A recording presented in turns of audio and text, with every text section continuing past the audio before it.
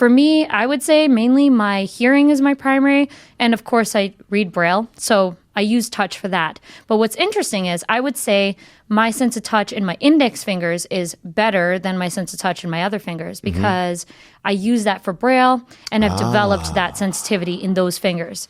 So do you learn something then about like almost do you feel like, so then with that being said, like so your sense of touch in your index fingers is much more acute because you use it for Braille. That's your main fingers you use for Braille, right? I would say so. Do you think that this could be possible that if somebody used their shoulder for Braille for long enough, that they would be able to develop a sense of how to read even? Or their toes. There are folks that like I've seen. Oh, toe off. So you're talking about people that are just toeing off, huh? Or they use their toes to read. Yeah, that sounds like a guy.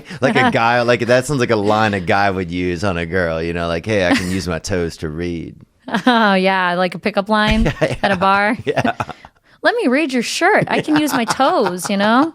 Yeah. I mean, they do make Braille shirts, right? And it says, don't read me or don't touch me or something in Braille.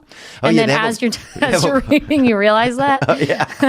They have a bumper sticker I know that says you're driving too close and it's in Braille and it's on like. Nice. Which makes sense, really. I'd love to see that. Yeah, if you're that close, I think you got to back off. You got a problem. You're going to get run over. Yeah. But so you feel like for you, your sense of hearing is really acute? I would say I've developed it more so, and I pay attention to minute sounds, whereas that kind of goes both ways because in dance music, my boyfriend loves to put up the music really loud because, it's sometimes, like, especially working out or something.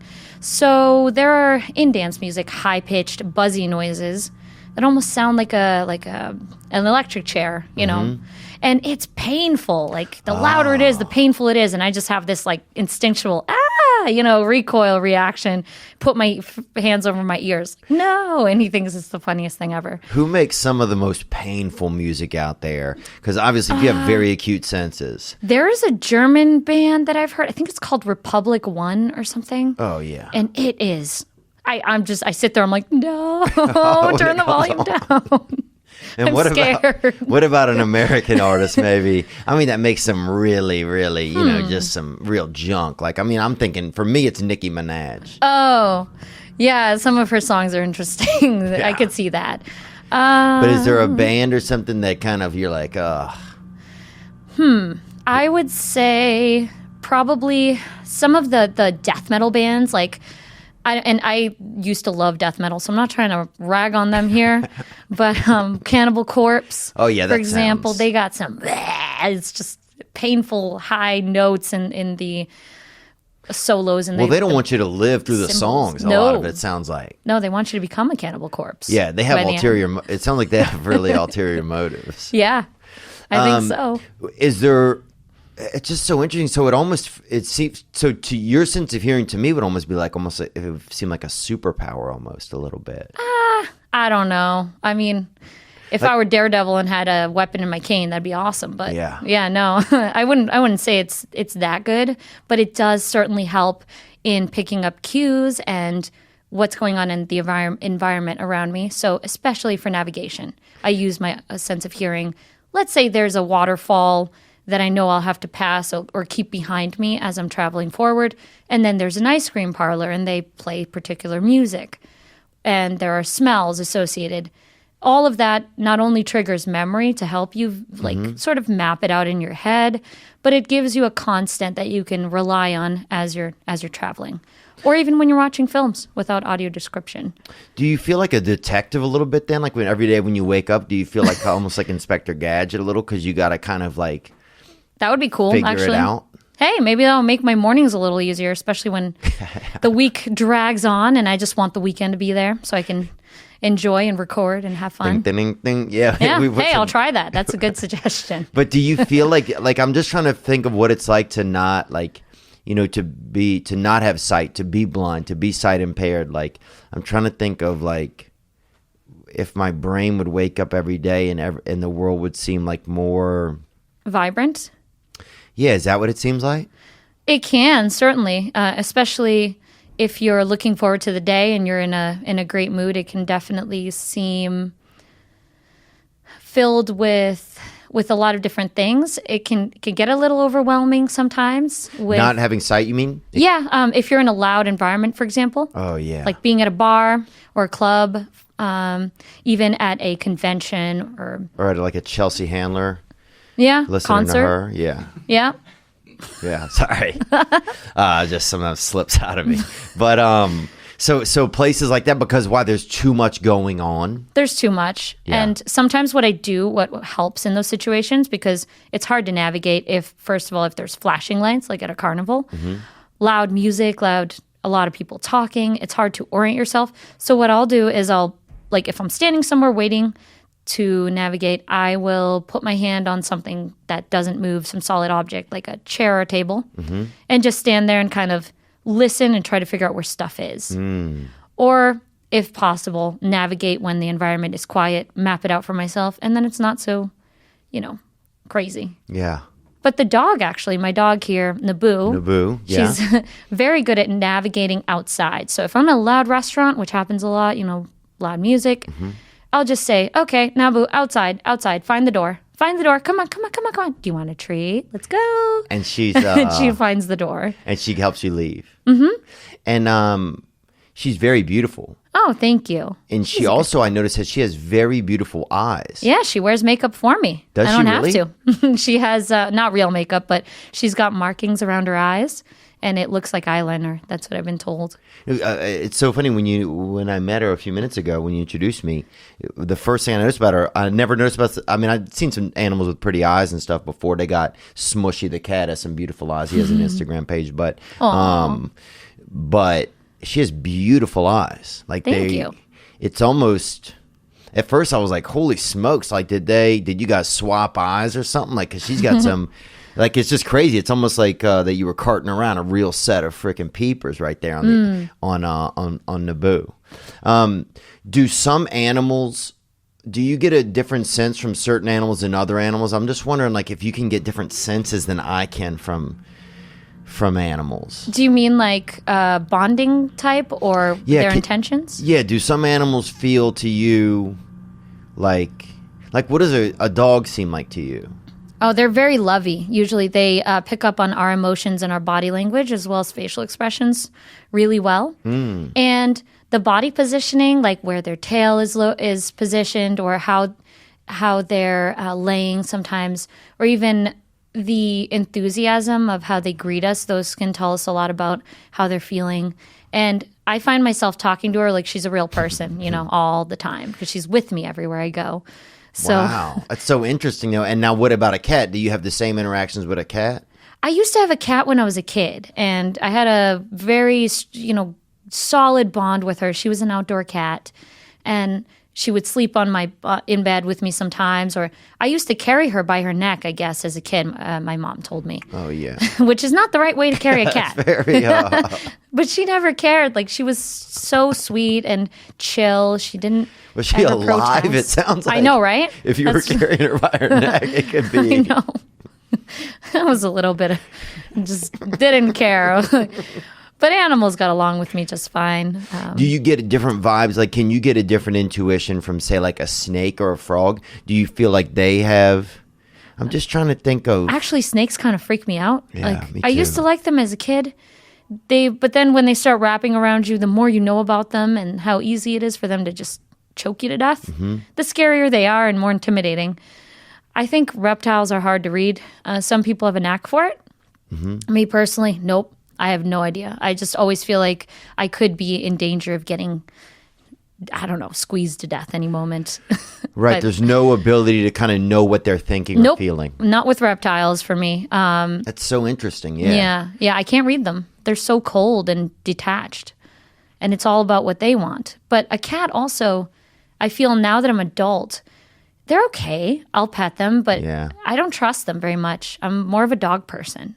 Yeah, no, I agree. I saw two cats the other day sharing a cigarette outside of my building, and let's just say I knew they were up to no good, Yeah. And yeah, thank you. I think I've just I was thinking about this last night. I was like, when I was young, one of the first people I ever remember meeting was this kid named Doug Huval that I went to school with, and I was in second grade.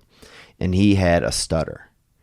And it was the most fascinating thing like I had ever heard. Like, because everybody I'd heard talked the same. Like everybody just talked, you know? Oh yeah. And so when he suddenly had like this voice that was like, he was like an instrument a little more, you know? It was just so, it was unique. And I was like, oh man, this is the best. And I remember I started impersonating him.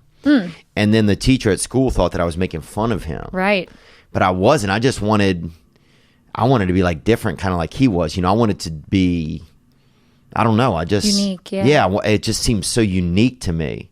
And so I think then I've always just had like this affinity for what it would be like to have something unique, like no vision, or a unique, like you know, like they have a guy sometimes you see on the internet who doesn't have any arms and legs, and he like does all these stunts and everything, you know. So cool. This kind of little buckety kind of bad boy, you know. So I guess, like I was thinking last night, I was like, I wonder if your imagination is different than mine. Actually, I'm very imaginative. I'm a huge fan of horror, particularly, and horror films, horror books, what, music, radio dramas that are involved with horror. For example, like The White Vault, for instance, Vast Horizon. Check them out; they're awesome. Are they? Oh yeah, they're Full and Scholar Productions actually created. And is that one you're doing voiceover in? Yes. Right. Yes. Okay. So I mean, I've got to plug these shows because I'm so excited about them. No, of course, and we're going to plug them too whenever we bring we'll do an intro for the show later. Yep. We'll make sure to plug them. But thank you. So first, let's talk about imagination a little. Yes. Nabu. Sorry about that. That's okay. So there was just a knock at the door. I'm not sure who it was, but so Naboo lets you know when she does. She alert barks.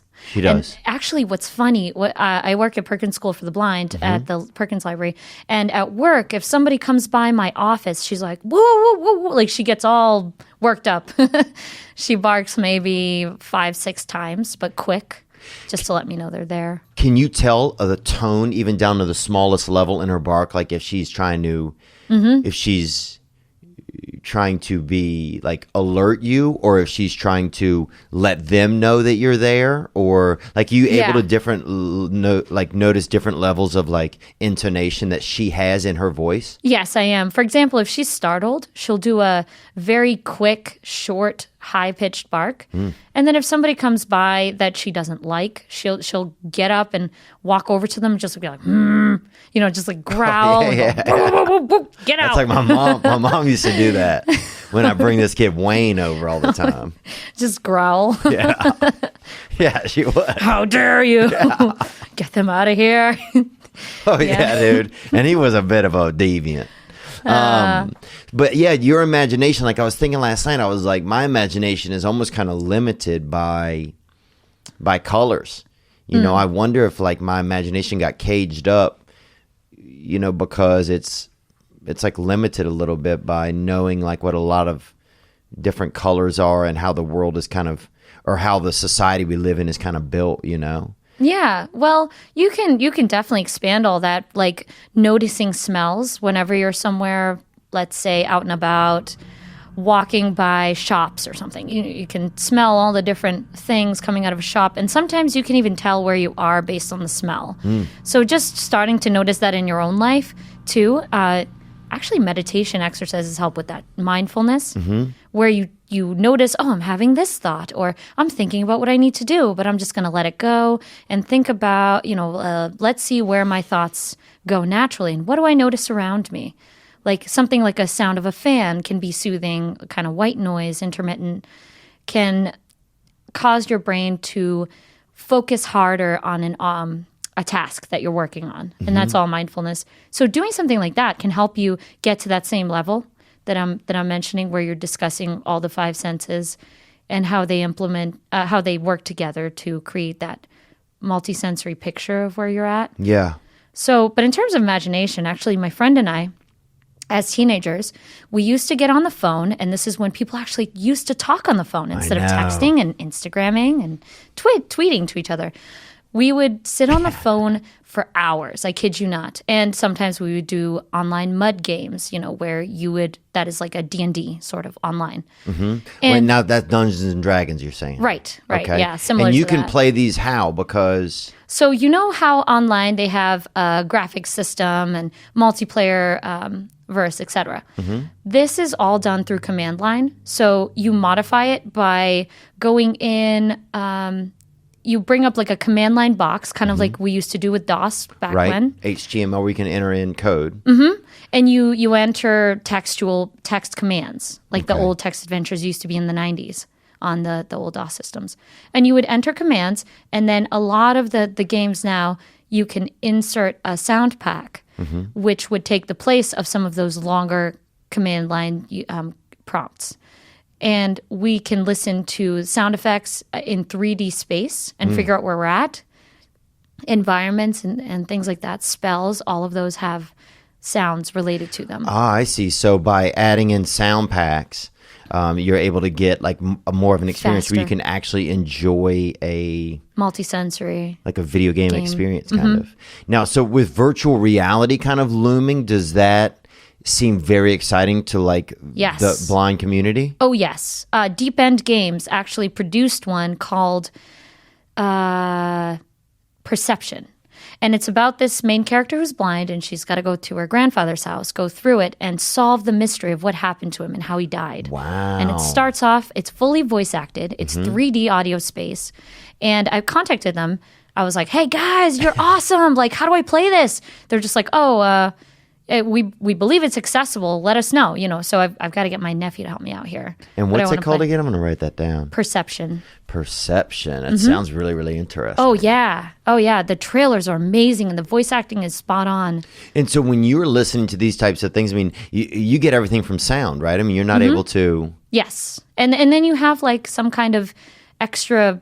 I believe it's her or. It's like an extra voice that tells you where you are and how many meters away from something you're standing, and that would additionally help you navigate. And there are also iOS virtual reality games out there. Mm-hmm.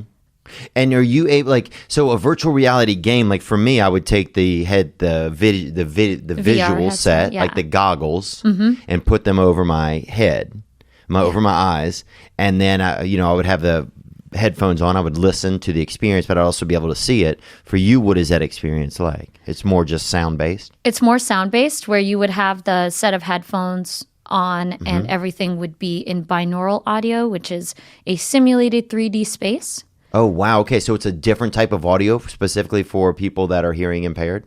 They actually make it for anyone who wants to play the game. A lot of these have graphical interfaces built in, so anyone can play them. I see. The goal is just to make it fully accessible for all, which is great because if you have a little bit of vision, you might be able to see the graphical interface as well. I see. There's a YouTube video of a guy that has a lot more vision than I do, I would say. He plays a Star Wars virtual reality game and is able to move the lander around successfully on his own without dying. I see. And he gets super excited about it, obviously. But your imagination, so you have color in your imagination when you're imagining things? Yeah. I'm losing color perception a little bit. So my ability to tell shades apart, like blue-green, for example, if they're close, or if purple is close to blue sometimes, it's hard to tell. But I do imagine it for what color I have that will enter into it. And, of course, it goes into dreams as well. So can your dog tell, if someone is lying? I wish. You think? She can tell if someone is trustworthy or not. It's Really? sort of like that saying where you believe kids, you can't fool a baby or a dog. That saying. I'm probably saying it wrong here, but... Oh, that's what we do here. But she can certainly tell if someone's not trustworthy. She doesn't like them. She gets a bad vibe and maybe will bark a little bit more if they show up and doesn't trust them, doesn't really want to go near them, avoids them. We were on the bike path once just walking. I was with a couple of people, and there was some guy that was walking down the bike path. For some reason, she didn't like him. So she pulled us way over into the grass, went around him, and just kind of stopped as he walked by because he was like, "Oh, hi there." Oh, wow. And so I said hi.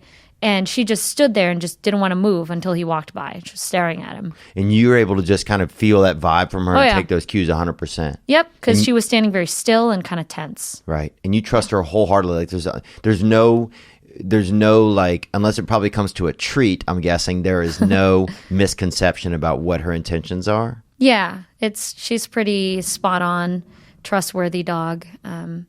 That's pretty cool, huh? Yeah, my first service dog was like that too, but this one is a lot more protective of me. Mm-hmm. Not to the point where she'll bite or attack. I do think if I was being mugged or someone was trying to attack me in some way, she would step in and try to bite them at that point because she's protective. But she wouldn't just bite somebody out of nowhere. Now, do you feel like you said you like horror films? Yes. Is there to me, it feels like you're already like in the dark a lot. Like I would feel, I felt like it would be double scary. Hey, you want to promote me for In the Dark? I'm happy to be on that show. Yeah. Had to say that. Is that a show? It's a show. It's a blind protagonist on the CW. It's a series. Oh wow! I didn't even know that. I haven't seen that show. That was a pun. So okay, good. Perfect. No, I know that. Yeah, I know you do voiceover work, and I want to learn more about the characters you play in those. But yeah, I'm just curious. I guess like, you know, why the horror genre? Do you feel like, I'm wondering, just is there any correlation between what your daily kind of existence or experience with the world is, and if you think it ties into liking that genre? That's a good question. I think it ties into, I love adrenaline rush and just that whole fight or flight response where... But isn't it I feel like everything would be an adrenaline rush, G, like a bee. It's true. When you're crossing a street, if a car just comes out of nowhere, you're like, oh my God, I'm going to die. That's so crazy. But in this case, you're able to experience it. Like every 10 minutes is the X Games, I feel like, for you. It can be, depending on where you're at, whether or not you're getting, assistance, or if you know where you are. Like when you're lost, oh my God, that's anxiety provoking. Yeah. Especially at night. And what if your dog wasn't there? What if Nabu wasn't there? Yeah, that would be harder. I'd have to figure it out with my cane, and it would be a lot slower of a process.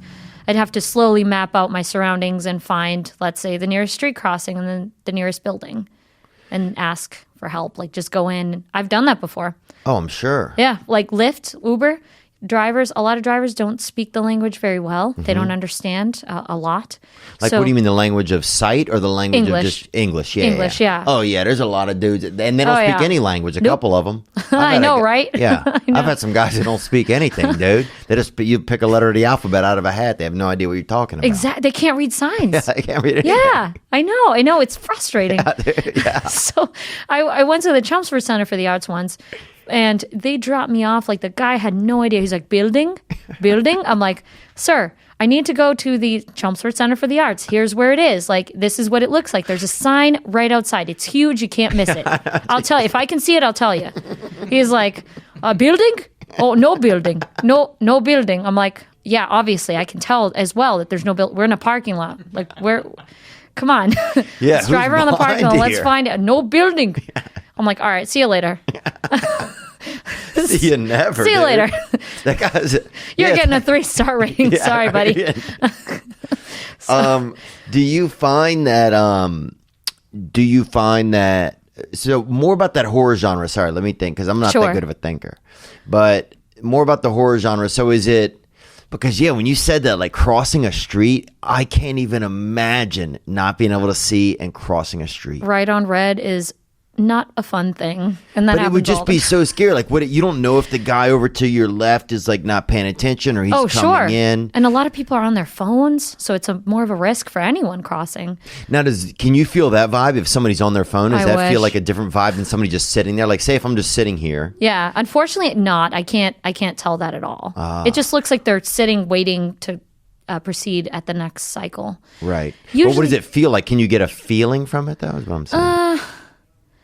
Not really. Like, I can't tell unless the person kind of pulls forward and then stops and then pulls forward. Then I can tell that they're distracted. Okay. But I don't really get any intuitive feelings from it. Mainly what my intuition works on for me or works well with me is let's say a friend wants to go on a job interview and they tell me, oh, I'm going on a job interview at noon. What do you think? Am I going to do well? And I'll think, okay, so I'll put what I know about this person's style as well as the person they're going to see and what their history with this person was, what they told me their previous interaction was, and then my gut instinct, and I'll kind of come up with an intuitive, I think you'll do great, or I'm not really sure this is going to work out, but this will lead to other opportunities for you. And it usually turns out to be that way. Do you feel like more of a computer than a person sometimes? Oh, yeah. That's actually very accurate. Because social interaction can be nerve-wracking. I have a little bit of social anxiety in certain situations. Yeah. And I Me like too. the pre-programmed, 5 questions when you start a conversation. How are you? What do you do? Where do you live? Those 5 small talk questions that because it helps give you more of a little bit of a world to start with. Mm-hmm. And it helps give you some information. It helps give you. Yeah, it does. But it's also, as a person who can't make eye contact, it is very difficult if you're in a group to find when is a good time to jump into the conversation and add something to it. Oh, it's like being stoned then. Yeah, kind of. I think because, I've been high sometimes and I'm standing there and then I don't know when to jump in and then everybody leaves, You're like, where'd you go? Yeah, you're like, dang, dude. I know. We asked you if you wanted to ride, but you did? When was this? I don't remember this. Do you feel like a damsel in distress? Sometimes I feel like if I saw, if there's a woman walking around who's blind, then I feel like, is she like a sitting, not a sitting duck, but is she like a do you feel like a potential victim possibly ever? So I did more so when I was at, I went to school at Simmons for undergrad. And what is that? Oh, that's a school in Boston. It's an all-girls school. Okay. But in that area, the Fenway area of Boston, as you know, the Red Sox play there. It's a lot of events, a lot of drunk people at night. A lot of alcoholism. A lot. So it can be a little unnerving. I've had people just go, when I'm walking by or something. Yeah. Or hey, baby, you wanna come over and talk to me or whatever? I'm just like, no. So I had my service dog. That made me feel a lot better. Right. And then I took self-defense and I took Kempo karate.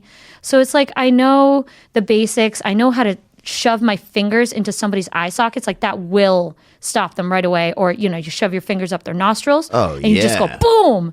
Oh, or into their neck, into their Adam's apple if they're a guy, if you can reach them. Oh, so you just know the basic defensive strategies, and it really gives you a lot of confidence. You feel better traveling at night in that area. But other than that, But do you feel like because you're sight impaired, right? And I'm going to keep using different terms because I don't know what I'm talking about. No, you're good. But do you feel like my intentions are good? I mean, I don't. Sometimes I get vibes from people where I feel like they may not have great intentions, and I'll just cut the conversation short and move on. Okay. I don't want you to feel like that from me. Do you feel like that from me? Okay, good. No, not at all.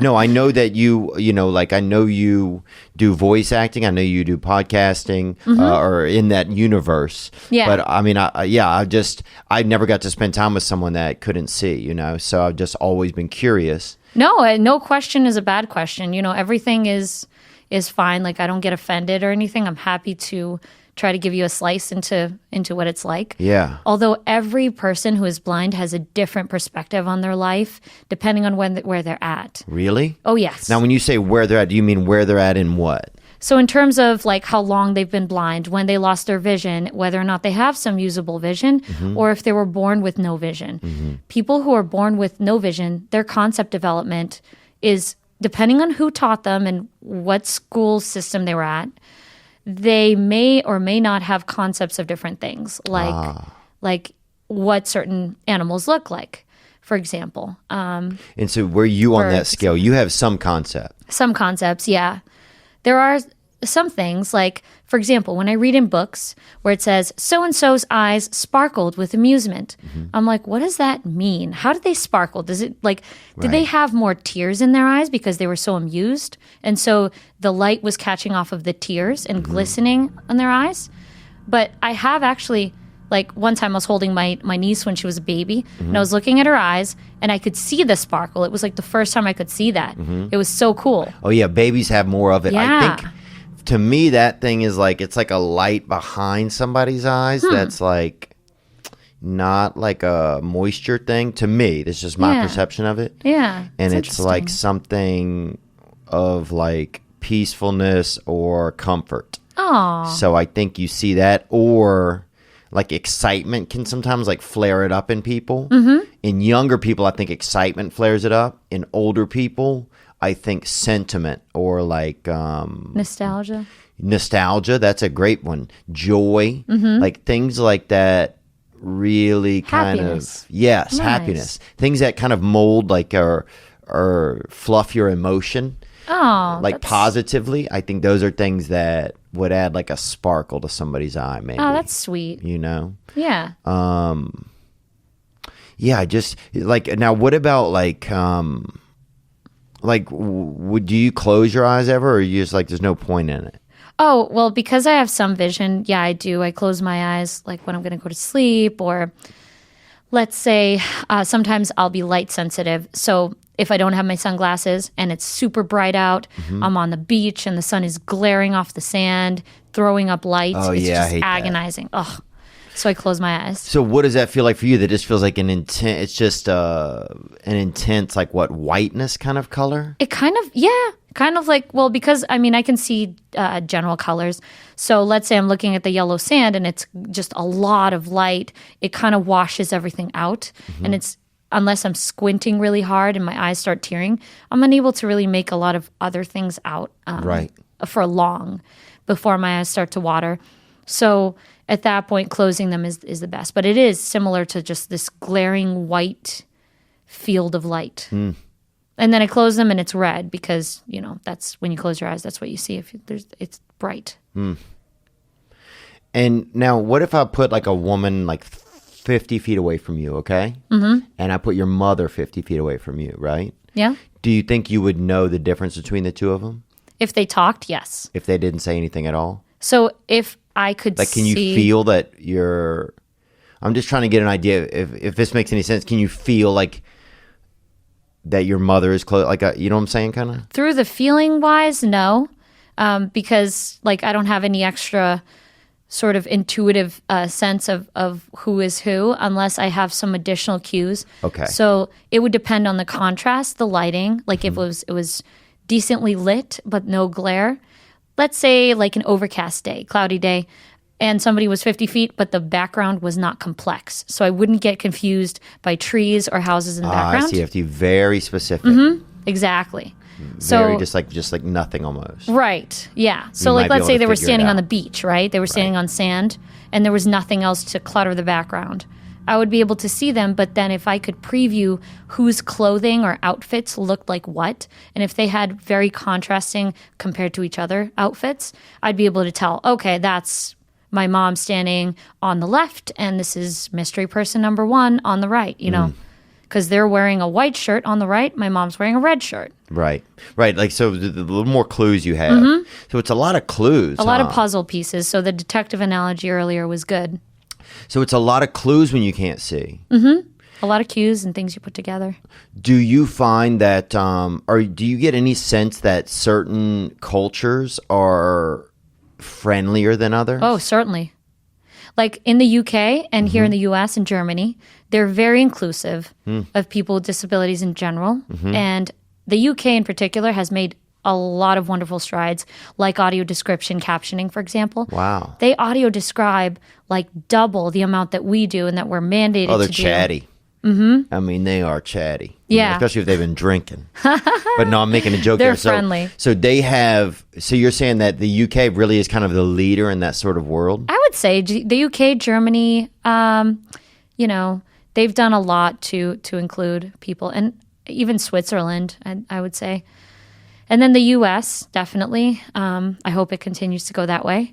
And other countries in Europe, like for example, where I'm from, Serbia, they are not as inclusive. They're a little behind the times. Yeah. But they're getting there. I know Perkins is working with them through Perkins International to try to teach teachers from there how to better instruct their students and include them, get them prepared for mainstream work. And then in India, for example, they're working hard to get some of the I guess, poorer families, communities, to include people with disabilities in the workforce.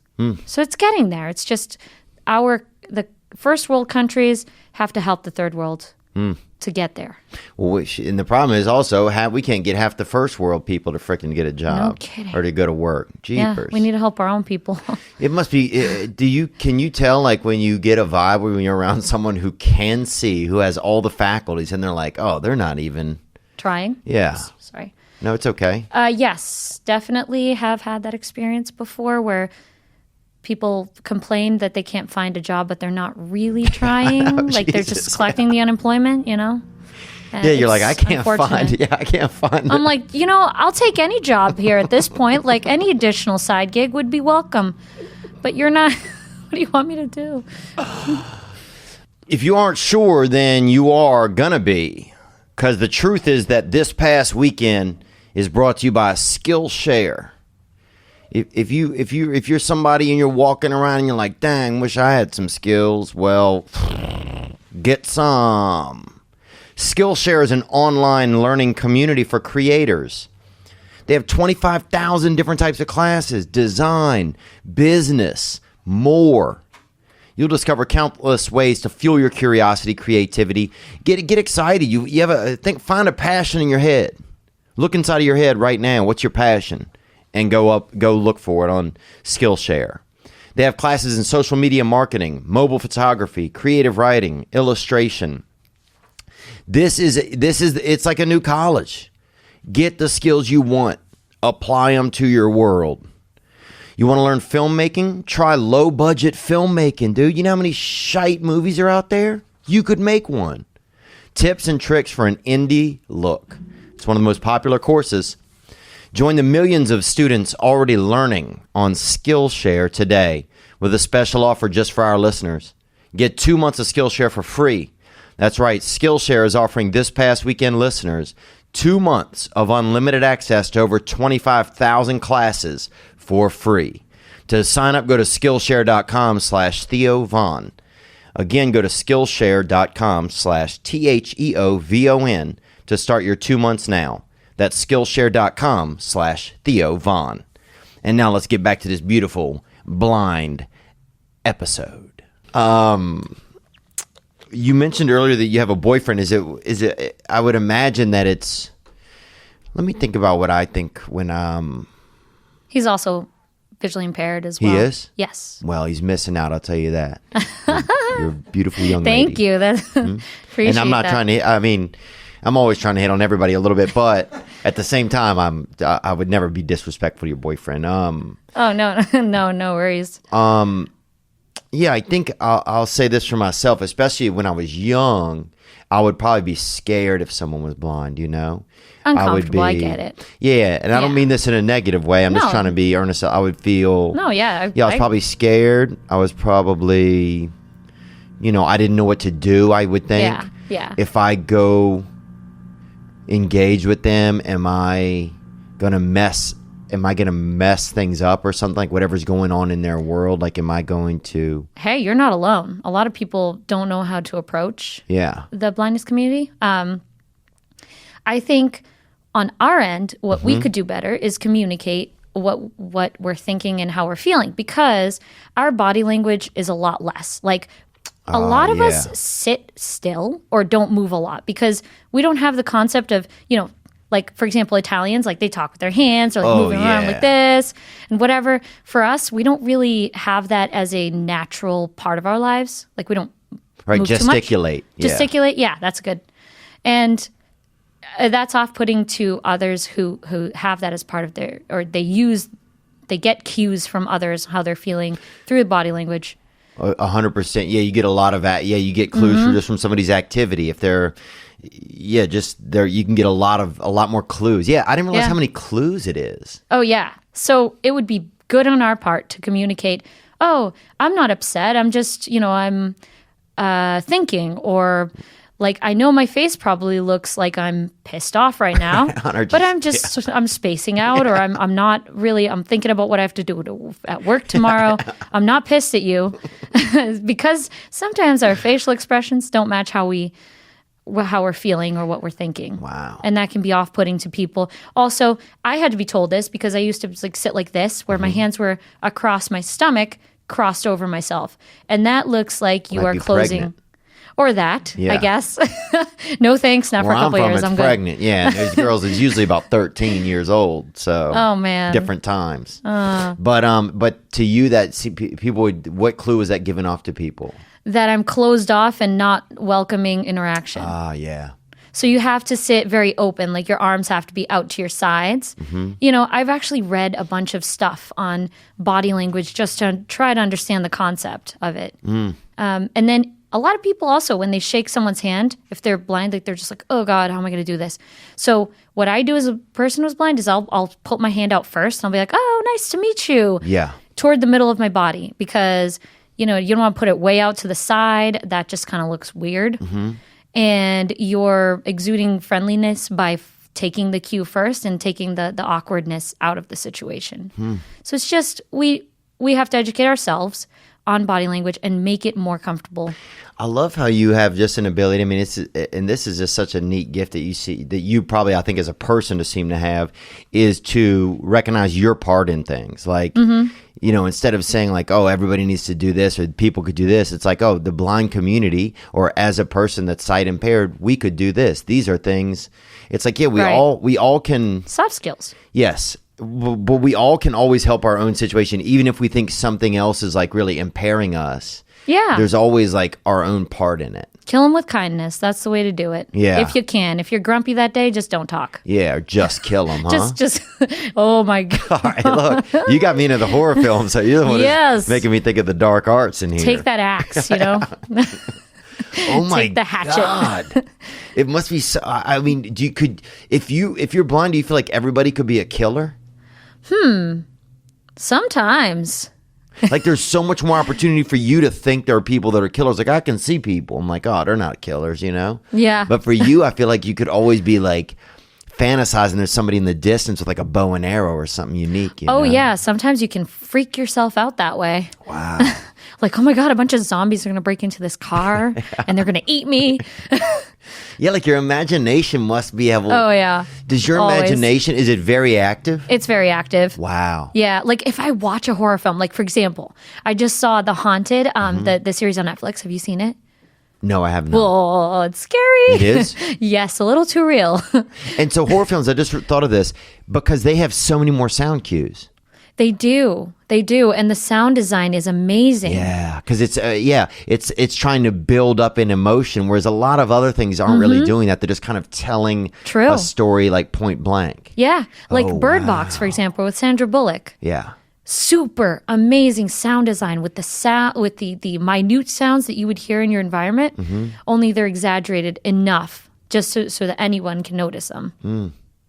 And they're not as crazy with the jump scares, which gets old. Yeah, and I agree. Yeah, horror films they got lazy, really. They did. Yeah, like, I miss the old. When I was young, they had Jason Voorhees. They had like Friday the 13th and some of those things. Nightmare on Elm Street. Yeah, Michael Myers. I bet that stuff. I bet the the Halloweens were really good. Probably the early ones. Yeah, they were pretty good. I think they could have done. I mean, this is 70s, but I think they should have made it stereo versus mono, where it's like coming out of just one channel in the center and then the music is stereo. Yeah. It could have been, but, for what it was at the time, it was really good. Yeah. Yeah. Oh, I'd love to see. I wonder how interesting it would be if you designed help design the sound for a horror film. I bet that would be fascinating. That would be awesome. Do you feel like we use the skills, because that's such a unique skill that you, like a sensory ability to connect with sound at a level that I couldn't do. Yeah. Because your senses in that space are more acute.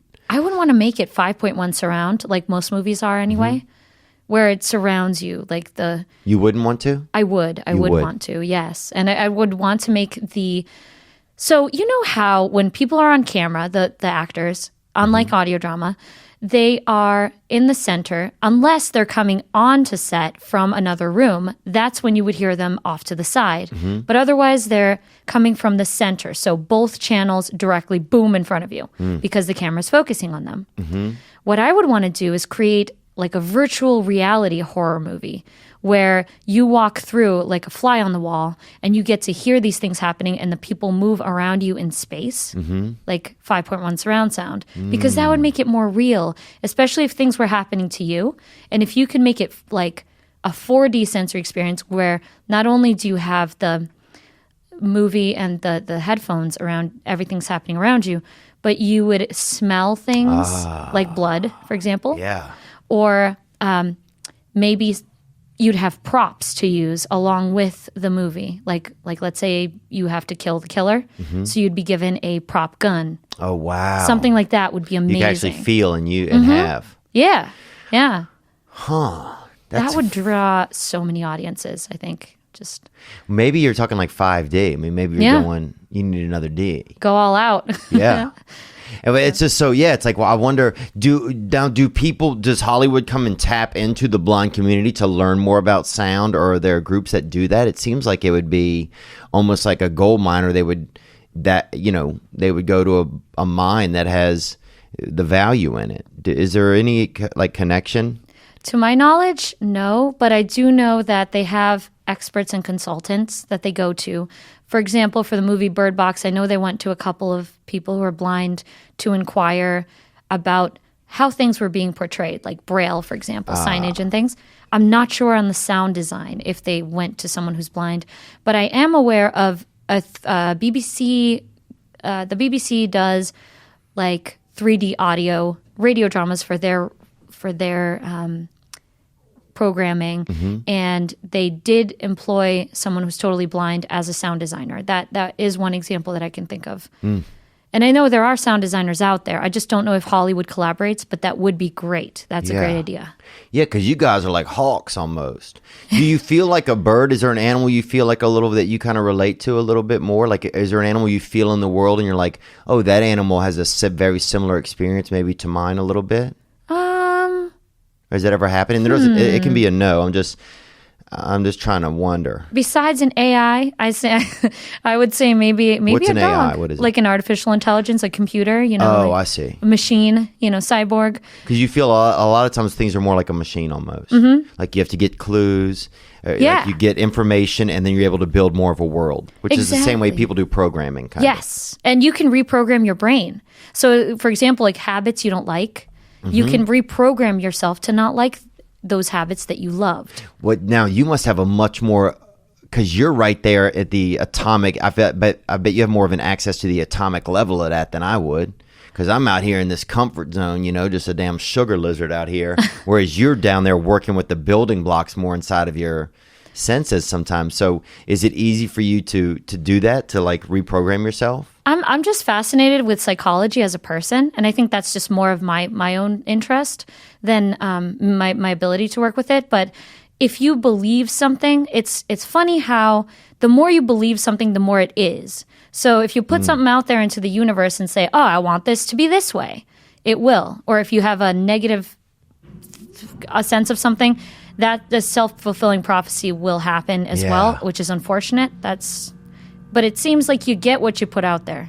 So in terms of my ability to improve my programming and adjust, I have to constantly believe that it will work. If I stop believing it's going to work, or I give up, or I get lazy, it's not going to work. It's just going to go back to where it was. It would feel like it would be easier for you to give up because you don't.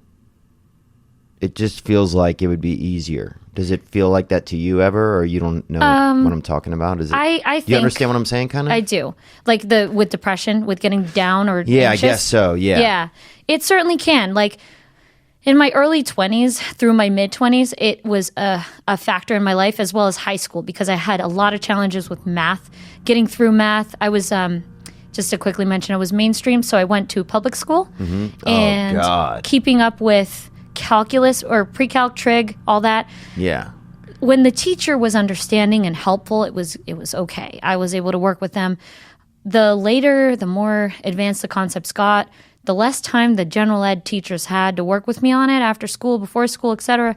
And I would fall behind sometimes. My grades would drop, and I was huge into having good grades. Yeah. I didn't want to fail out or not pass the MCAS or, even the SATs I needed. It was important to get a good score to go to a good school. Wow. And so I pushed myself and wasn't always succeeding in math and felt like, okay, what am I going to do? I got really depressed. And also the fact that it was harder to make friends was making it that only adds to it worse. But when I got a dog, man, it was so much easier to make friends. People love dogs. Oh, yeah. And as long as you're putting the attention on the dog and not yourself to begin with, people feel a lot more comfortable. So I use that as my kind of helpful strategy. And working through depression, I have a couple of really good friends who were going through similar times. We helped each other out. We were there for each other. And it's important to recognize when you're down, let yourself be down, and then find a way to pull yourself out. Mine was creativity, just being as creative as possible. Yeah. Yeah, and you can see that even in your work. I mean, it seems like you really go beyond what an everyday person would expect of a blind person. Like you kind of want to kind of change the norm a little bit. Yeah, technology helps us level the playing field. Yeah, it's interesting because you work, and now in voiceover, you are a character actress, right? Yes. Yeah, I do a lot of accents and different characters, put myself into them. Yeah. One of the best pieces of advice I ever came across with acting is, I don't know if you agree with this since you're an actor yourself and stand-up comedian, I found that when they say that when you put yourself into whatever character you're playing, whether or not you're dressing it up with an accent or not, if you put your own truth into it, it is what they're looking for. Just heard that today from Gianni, actually. Oh, really? Yeah, he's actually our actor on set. Who's here is Gianni, and he's yay! He was just in a film, and yeah, he was just helping me with some lines earlier, and he literally said that like a half hour before he got here. So Congrats! It's funny. Nice. Yeah. It's a small. So yeah, it's a small circle of truth right here. Yeah, that's great. So is that? And how did you get into that? Did you? Stumbled into it. Really? Yeah, yes. Thank you, Stephen King. I went to my local library to pick out, I used to get books on tape. Oh, yeah. All the time. Those are good. Oh, yeah. And we used to get movies at the library. You remember that? Or Oh, yeah. Oh, yeah. I used to borrow those too. Yeah. Forced my family to watch all these horror films that they hated. It's so dark arts. Dude, I would be so scared if I had a blind child who brought home horror films all the time. They didn't want to piss me off. I bet they wouldn't. Would your family ever, did your family ever get, because here's another thing, and now you're making me think, some people would be scared of blind people. Oh my God. Yeah. Like not that in a way, movie. yeah, but like in a way, yeah, like in a way where like maybe you're actually just pretending and you're working for the other side or something. You know? Oh yeah. Like you're where an you're undercover actually agent. not blind or something. Yeah. Yeah, like what if they're just, See, they would make really good Russian spies, right? Yeah. No, I'm just kidding. No, I'm not. Yeah, I think so. But I could see, especially at young ages, people being very, I guess, like, it must, some people you must be able to just see a clear line in people. Like, some people are just so empathetic, probably, and so, like, did you see a lot of that growing up, or do you see a lot of that more of as an adult? Let's see. So, as a kid, I did notice that the teachers around me did try their best to accommodate. A lot of them just weren't sure what I needed. I was a dual learner, so I used large print on a video magnifier and Braille. And so they were always like, so you use print, yeah. but how are we supposed to, what do you exactly need here? Yeah. They were so confused. Yeah. So they were like empathetic to a point, but they were also stressed out because they're like, oh God, we have like 30 kids and we have to accommodate this blind kid. Oh my God, what am I going to do? But the kids at that age, the younger, the better they were more accepting. But then middle school, high school, they were just like, see you later. Yeah. But in college, as an adult, I found a mixture of both where people were really mature and cool about it and interested to know. And it helped that I went to a liberal school as well. But yeah, Simmons, you said, right? Simmons, yeah. Now, a lot of pervy dudes just trying to bang a blind gal or what, honestly? Well, there's a lot of that too. I could imagine, yeah, because there's a lot of guys, kind of like different types of styles of stuff, and I just wonder did you get some of that? I did. I got some of that kind of thing where people were trying to flirt with me, but a lot of the time I didn't pick up on it because I'm like, who would want to flirt with me? Right. Like, I guess my confidence was not as solid at that point. So I was just like, nobody likes me. Why would anybody want to talk to me? Oh man, that must have been such a tough feeling, huh? Yeah, it was it contributed to the depression for a bit there. Mm-hmm. But that happens. All teenagers sort of go through that whole angsty period in their lives where they're like, true. My life sucks. Everyone hates me. Nobody understands me. Why am I even here? Yeah. But I didn't pick up on it. Like friends would tell me, oh, so-and-so was totally hitting on you. I'd be like, really? How do you get that? Where do you get that from? Well, the comments and whatever, they were staring at you. I'm like, really? Okay. That's cool. Not interested, but that's cool. And in college, would you get some more pervy type of dudes? I could see a guy just being like, hey, or even a guy not pervy, just very honest, like, hey, I've always wanted to make love to a blind woman. Is this something you'd be interested in? Yeah. I got like when I did the online dating thing for a bit and put on my profile because I was sick of dealing with people that found out that I was blind and then were like, see you later, just ghosted. Yeah. So I was like, no, I'm done with this BS crap. Like, I'm just going to post right here that I'm visually impaired. If you don't like it, like, don't even bother. Blind AF. That's what I'd put on there, Blind ever after? Yeah. Oh, blind as fuck, Blind as fuck. Nice. Yeah. Just to be, what I'm saying? Great. Like, might as well also be progressive. You know what I'm saying? Like, not only am I blind, dude, but I'm so fucking blind. Exactly. It's like John Cena. Like, you can't see me, Blind as fuck until I drink. Yeah. Right? So, would you have guys that came in like that? So you dated online, and so then you just put blind. I did. Yeah, and was that easier? It was, honestly. People just knew, and they weren't like all weird. Yeah. About it when they found out. I mean, I met up with a couple of them, and then was just like, yeah, no, I'm good. Yeah, that's basically. I think that is online dating for everyone. I think you described that. Yeah, that's everybody's experience. Yeah. A lot of time spent, you meet up and then, Yeah, you're just like, interesting. I met a mathematician one time and he talked about math the entire time. I'm like, dude, you do realize I hate math, right? I really hate math. It's like, let's just talk about random stuff and then go our separate ways because I'm never going to contact you again. I'm just going to be honest. And you're like, man, I wish I was blind and deaf right now. Seriously, right now? Because this guy's the worst. That would be great. Well, look, that's how I feel. Like, sometimes I'm like, gosh, sometimes I wish, what's crazy is I wish, and I guess it's a selfish thing to say to somebody that's sight impaired, but that sometimes I wish I just could shut down some of the sensory overload. Well, see, if your computer, you can just go visual or ocular sensors off and just turn it off for the moment. That would be great. But I'm waiting for the days when not only the singularity happens, but we're able to get a chip implanted that can't be hacked. Apple, you listening? I know, they're listening. That way we can turn off senses we don't want for the time being. Oh, wow. You think that could be plausible? It certainly makes sense, huh? Self-driving cars are a thing, so I don't see why not. This could help a lot of people out.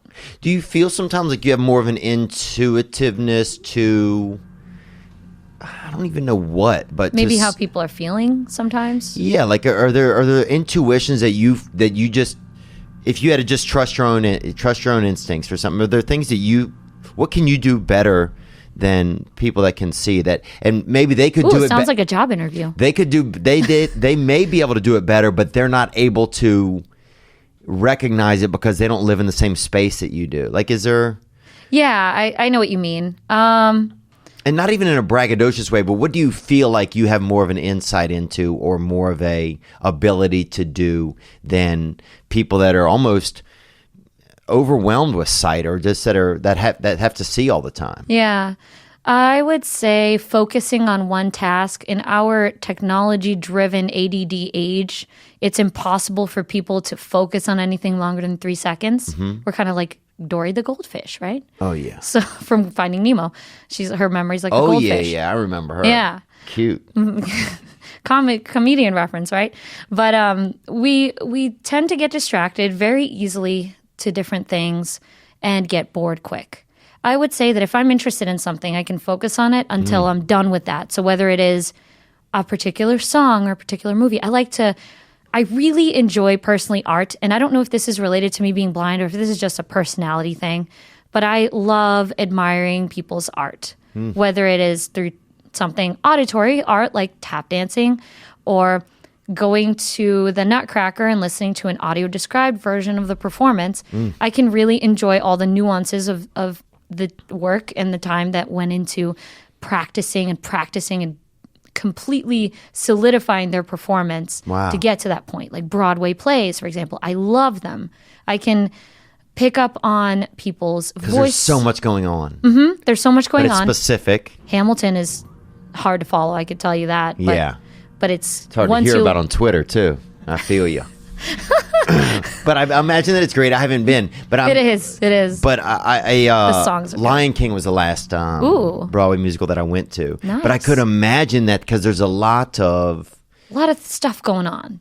But it's very specific and it's organized to portray something, to portray a show, to portray a story. Yeah, art imitates life, and so you're able to put that together. Yeah, I love it. It's brilliant. And in general, just being able to focus on one thing or another or pick up on things others don't.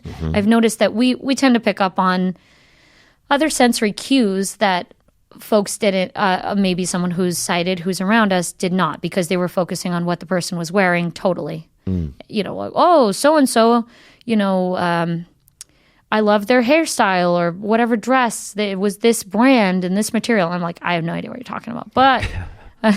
you know, their voice expressed this, or their footsteps, you know, they sounded kind of less confident because their gait was stumbly or not even or what have you. So, wow, it's so crazy. I feel like you have like such a, I guess just like you have such the ability to hear and be able to interpret things so much. It just feels like such a unique skill, kind of. And anyone can develop it. Like if, you know, and obviously this is not something I would ever wish upon anyone, but let's say you lost your vision temporarily due to something, some surgery or what have you. I love surgery too. Yeah. I do. So I could see it. You love surgery. That's awesome. I could see it happening. I listened to your last episode where you were thinking about being a doctor. And, and then they brought you in and they just kind of dumped you into it all. That must have been horrifying. With Tom Segura in? Well, yeah. But yeah, surgery, I mean, watching it is interesting too. Yeah, I guess. Medical that kind shows. of stuff kind of creeps me out. I mean, I think, you know, if you're into horror flicks, it might be more your vibe, you know, it might be your thing. One of my colleagues had a major abdominal surgery and he was supposed to go to sleep under local, but as you know, it never works like it's supposed to. And he woke up and he was awake during the whole thing. He was traumatized, poor guy. It was just... Jeepers. Yeah, awful. Yeah, just kind of moseying around during your own lobotomy. That sounds... awful. Yeah, it sounds risky. Yeah. Definitely, for your psyche. Yeah, it sounds risky for your psyche. Anyone can develop those skills of recognizing nuance in sound. But so then we get lazy with our sight then. We get, or because we have sight, we... Yes, you use it as your primary sense. We're sight lazy. Right. Like, you take it all in visually. And you don't need... Yeah. You don't need the additional, you know, sound cues because you can see it. Yeah. It makes sense. Yeah, it makes sense, I guess, but it makes me almost forget about the other senses that I have sometimes. I get so just used to looking at the picture, you know? But actually, for Halloween, one of my favorite games to play with friends was blindfold everybody and then stick their hands in bowls of stuff and tell them, oh, this is worms, when it's actually spaghetti. Yeah. Or like peel grapes. Oh, you want to hold an eyeball? Yeah, you're like, welcome to my world. So does the world feel a little bit haunted since you can't see that much? Like, does everything feel kind of like, is it spooky or does it feel like kind of like you're in Sound of Music or like, what does it feel like, I guess? It depends on my frame of mind. So if I freak myself out in some way by watching something or, I don't know, hearing some story that really sticks with me and I'm out and about by myself, I'd be like, oh my God, I'm going to get murdered. This is really creepy. And then try to come up, sometimes I'll even try to come up with a story or like, even if I do get startled, I'm like, okay, how did I do that? Like, what did I do to get startled? I'm going to need this for voice acting. So I'll try to bring over those natural reactions and keep it in mind. Like, how do I react? And I'll watch movies and I'll pay attention to the actors, how they do it, and what makes them a good performer, and try to adopt it. So I kind of multitask it all. But Sound of Music, if I'm really excited about something, like I'll tell you, when I got this opportunity, I was so excited. The last couple of days have been like, oh my God, the world is awesome. Oh, that's awesome to hear that. Yeah. That's cool. Yeah, we were really excited too. You know, we've been trying to find somebody. Honestly, we've been trying to find a blind person for a while. Really? Yeah. Oh. So we need more blind people, I think. Hey, I can recommend some more people if you need. If we have follow-up questions, I think this has been very interesting. Sweet. We have a couple of video calls that came in as well. Sure. So let's put our headphones on. Mm-hmm.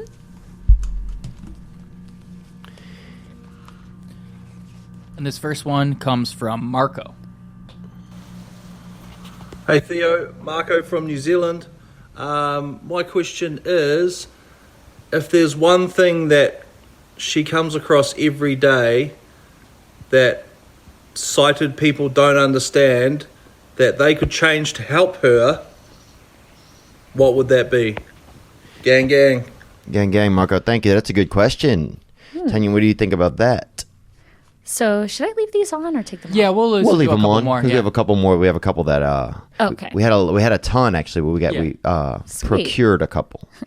So one thing that sighted people could do, in my opinion, that would help is if they could just let us know what specifically makes them uncomfortable in situations and what we could do better to sort of put them at ease. That would be helpful for us, because then it wouldn't be all on us to try to figure out how to make people comfortable. But then also, if we should get better about asking for help, I think, if we need it. But then I guess sighted people should trust us to know what we need and when we need help, and just to let them know what it is. And also, don't be afraid to ask questions. That's one of the things a lot of people are uncomfortable with, which I get. I mean, I would feel the same way. I don't know much about mobility issues. So if I were talking to someone with mobility issues, I would feel like, oh, I don't want to offend them. I don't want to ask anything that's rude or ignorant. And it's hard because you're making yourself vulnerable by asking. But my thought is just put it out there. If you have any questions, go for it. Yeah. And the other thing is giving directions. I think people need to get way better at that. It's like, it's over there. Yeah. It's that way. I'm sorry, where? To my right, to my left? And then I just start pointing in every cardinal direction. North, south, east, or west? Which direction? Yeah. They're always like, go a couple blocks till you smell a little bit of skirt steak and then take a left. And you're Nice. like, what? Nice. You're like, what? What is Which direction? going on around here? What are you on? Yeah, that's a great question. It's interesting because it just sounds like really communication, you know? Do you feel like in the times that we're in right now, or like not the times, but as the times that like the media likes to make it feel like we're in, with like social justice warriors and everybody getting offended, that people I've noticed are feel less comfortable asking questions that can actually be helpful? Do you notice any of that? Like people are more worried about offending you than they are about engaging with you? All the time. It's just easier not to engage than risk offending someone and getting sued, right? Everyone's afraid of getting sued.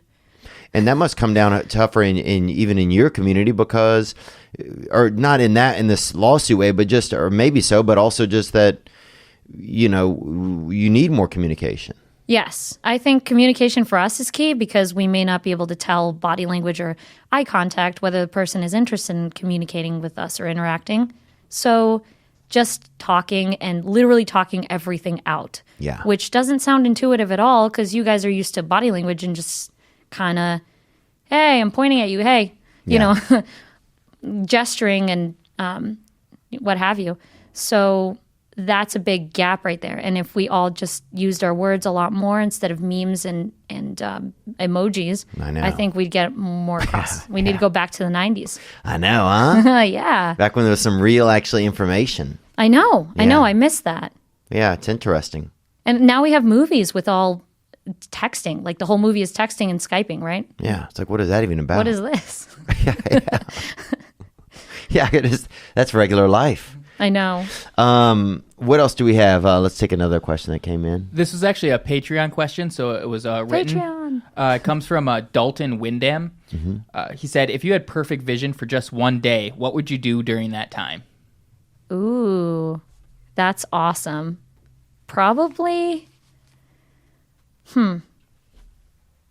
look at the coral reef or go to all the tourist attractions like the Grand Canyon and maybe climb a mountain, look at the view.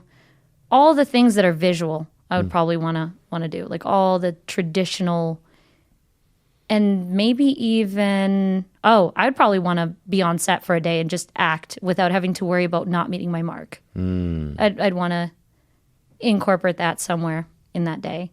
So yeah, you take that worry out of your field, and then you can just be even more free, probably. Yeah. Yeah. Do some on-camera work with perfect vision would be awesome. Yeah, that's cool. That is a good one. Anything else, Nick, that came in that you liked? Yeah, this was a frequently asked one. We had two that were really frequent. Here's the first one. What up, Theo? What up, Tanya? Gang, gang. Anyway, I was wondering real quick, Tanya, do you have dreams? And when you have dreams, do you see things? Do you just hear things? Like, I guess seeing things, I don't know, it might sound ignorant to say that, but I've often wondered what happens when blind people dream. Do you have, like, I don't know, visions maybe? I don't know. It's a good question, man. Mm-hmm. It's interesting. Yeah, what are your dreams like, kind of? Are they... Yeah, so first of all, I want to compliment you on the stereo recording you had there. That was cool. And yeah, I do dream and see things in my dreams. Like I wouldn't say my sight is any better. Some of my friends that have had more sight before tell me that their dreams are a lot more vivid and visual. So everyone is different with that. And the more people you ask, the different responses you're going to get. But for me, I can see things the same as in real life. But the difference is that my brain kind of knows where everything is. So it's like, I'll know what everything looks like, even though my vision isn't better. I'll know where everything's placed, and it's all already mapped in my head. So it's like intuitively just knowing where stuff is, which is cool. Also, I am able to hear things the same way, and I haven't mastered lucid dreaming. I'm trying to. That would be awesome. If I could just control my dreams, change them up, fly. Like, I was able to do that once where I dreamed that I was in an airplane and the top came off, kind of like in a car. I had that dream. Really? Yes, swear to God. And we're going up and down some mountains, and the top, it was like a convertible airplane. Yeah, and it was like on clouds. They were like cotton candy from the circus. Oh, wow. And it was just kind of floating on clouds, and the top of it opened. And then I sort of was like, I wonder what would happen if I jumped out. Yeah. Without being scared. Jumped out, and I put my hands out to my sides, and I was just floating and flying around the plane and along the clouds, sitting on them and floating on clouds. It was awesome. Dang. That was the only time I was able to control it, but I'm working on it. Dream journals, they're a thing. Yeah, I'm trying to get that wet dreams. Do they have wet dreams if you're blind? I don't know, do women even have wet dreams? Yeah, I would say so. Yeah, that's a thing. It happens once in a while, like when you either don't expect it or if you really like somebody. Yeah. It just like, it comes up. Or a lot of the times what used to happen for me as a teenager is like, it would be like some burning building or something crazy, like out of Terminator. Mm-hmm. And then the random guy would show up and be like, do you want to live or you want to die? Let's go. Yeah. And then just go from there. And then I'd wake up like just as I was getting into their car. I was like, what the hell? Really? Oh, wow. Why is this happening? Why do I have to wake up right now? This isn't cool. Oh, but, yeah. I've had something like that. Yeah. Not with the guy, but with a woman, Right. Yeah. What else do we have here? We got one more video question. Let's do. And honestly, this was probably sent in by 12 different people. It's from Andy Ferguson. Yo, what's good, Theo?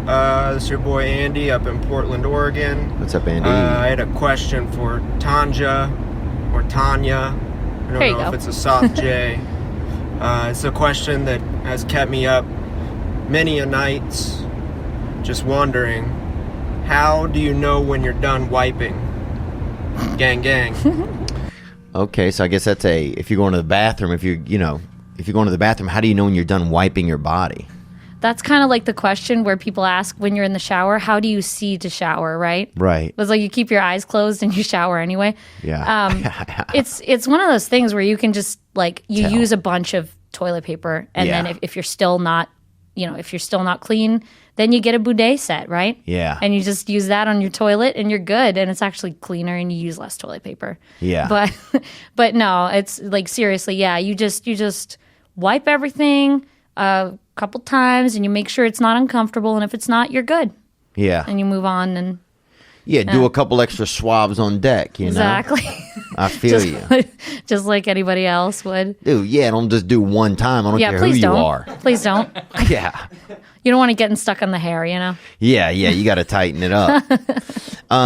Do you feel like, I'm wondering, was sex very scary since you were sight impaired? Like, was that something that it was just kind of regular? No, it was one of those things where it was like, oh, I'm going to try this now. Let's do it. Yeah. And, it's the same, again, with like anything else. You got to communicate about everything. Yeah.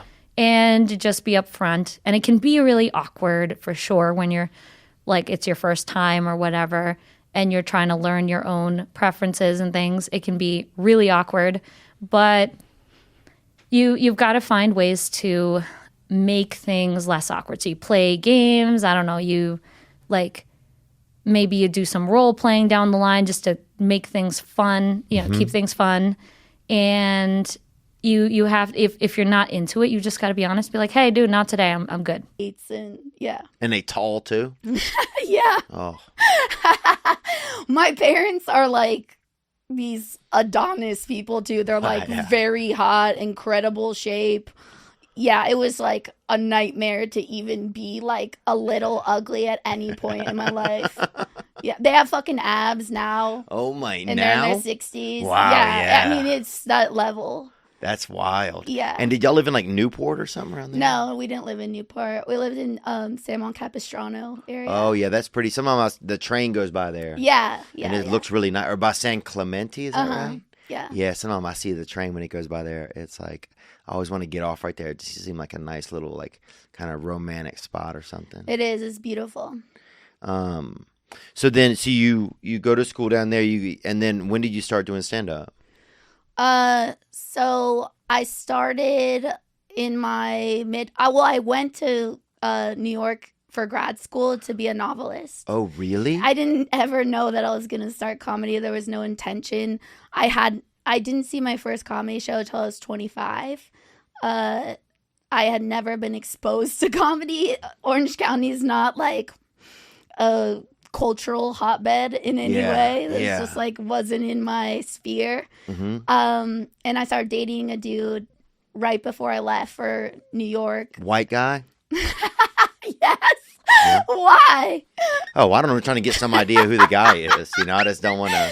I bet you're probably aware of who he is, but Oh, okay. So he's a comedian guy. Yeah. Oh, so you started dating a comedian, and he got you into But he wasn't really a comedian yet. He had just like started open mics, but he basically like introduced me to comedy. And then I moved to New York. We broke up, and I was interviewing comedians because I was a writer. Mm-hmm. And just like one day, like 6 months later, I was interviewing Michael Che. I was his first piece of press ever.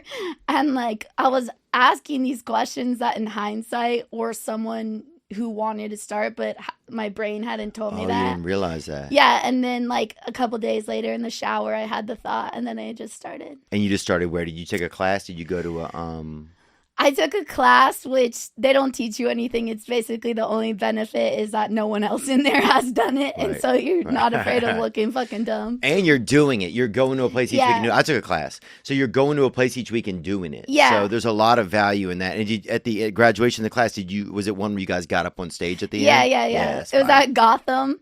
And it just sort of was like an immediate thing. And I was like, oh, this is it. I still finished my master's degree because I didn't know it was going to end up being my career. Mm-hmm. Just like lit money on fire. But and you were living in New York City? Yeah. Wow. Yeah. And were you partying pretty hard? What's the party? I mean, it must have been pretty sick, right? Yeah, it was really cool. And just like at that point, in New York, it's such a good place to start. Everyone says it's not because you want to start in like a small market, but there was so much stage time. Like all my friends, we would just be like drinking, going to a bunch of mics, and it was really fucking fun. And did you feel like it was male dominated? Did you feel like it was like, what do you think about that kind of stuff when people, because there's a lot of, some women I think use that as like or some people use like their, whatever their thing that's different about them as like there's not enough of us represented. Does it feel like a male dominated business to you? I mean, it is a male dominated business, but that just never really crossed my mind because I felt right at home given the way I grew up. And I never felt intimidated. Right, you grew up in a male dominated business. Oh my God. Yeah. Yeah. I was like, I'm thriving right now. Like, I was not intimidated by any, I was like, oh, like I'm going to be afraid of this fucking dork. Right. I was like, they were a virgin until they were 22. I don't fucking care, you know? Yeah. But I love them. Yeah, I loved it. I loved the whole thing. And like, I loved being around so many different types of people that I was not around growing up. Yeah. Yeah. Oh yeah, I bet. Yeah, in New York, you get in any of the big cities, you get like all types. Yeah. Yeah, because I really started out here kind of in Los Angeles, so. Oh, you did? Yeah, so I think I can relate to that. Like, just there's so many different types of people come passing through, and like you see so many people that start and then they get into something else, or it's like you see so many people's little career paths kind of deter here and there. You know, my hair is falling out. I swear, I saw some of it the other day. I saw a bunch of it on the sink. And it formed a little eyebrow and took off. Left for somewhere, who knows, probably Persia. 2 out of 3 men will experience some form of hair loss by the time they are 35. Dear God. Dear God, this is happening. There are only 2 FDA-approved medications that can prevent hair loss, and Keeps offers both of them. Keeps. It's stress-free way to keep your hair. It's a pill, low-cost treatment, start at just $10 a month. Keeps offers generic versions as well. You don't want that top shelf stuff. You want that mid-grade hair keeper. Prevention is key. Treatments can take 4 to 6 months to see results, so act fast. If you're ready to take action and prevent hair loss, real hair loss, go to keeps.com/Theo. to receive your first month of treatment for free. That's keeps.com/THEO to get your first month free. Keeps.com/Theo. You might want to save money. People want to save money. You see people a lot of times have money under their house. You know, you'll see a burglar will go under there sometime. You'll see a burglar under your house. And he's looking for your money. Well, you can save money by switching to Mint Mobile. It's the easiest way to save this year. It's the easiest. You can't name 70 easier ways to save money. You can't. Mint Mobile lets you maximize your savings with plans starting at just $15 a month. By going online only and eliminating the traditional cost of retail. You see, Mint Mobile doesn't have a brick and mortar store. You can't find it. You'll drive around your whole life looking for it. They don't have it. All plans come with unlimited talk and text. High-speed data delivered on the nation's largest 5G network.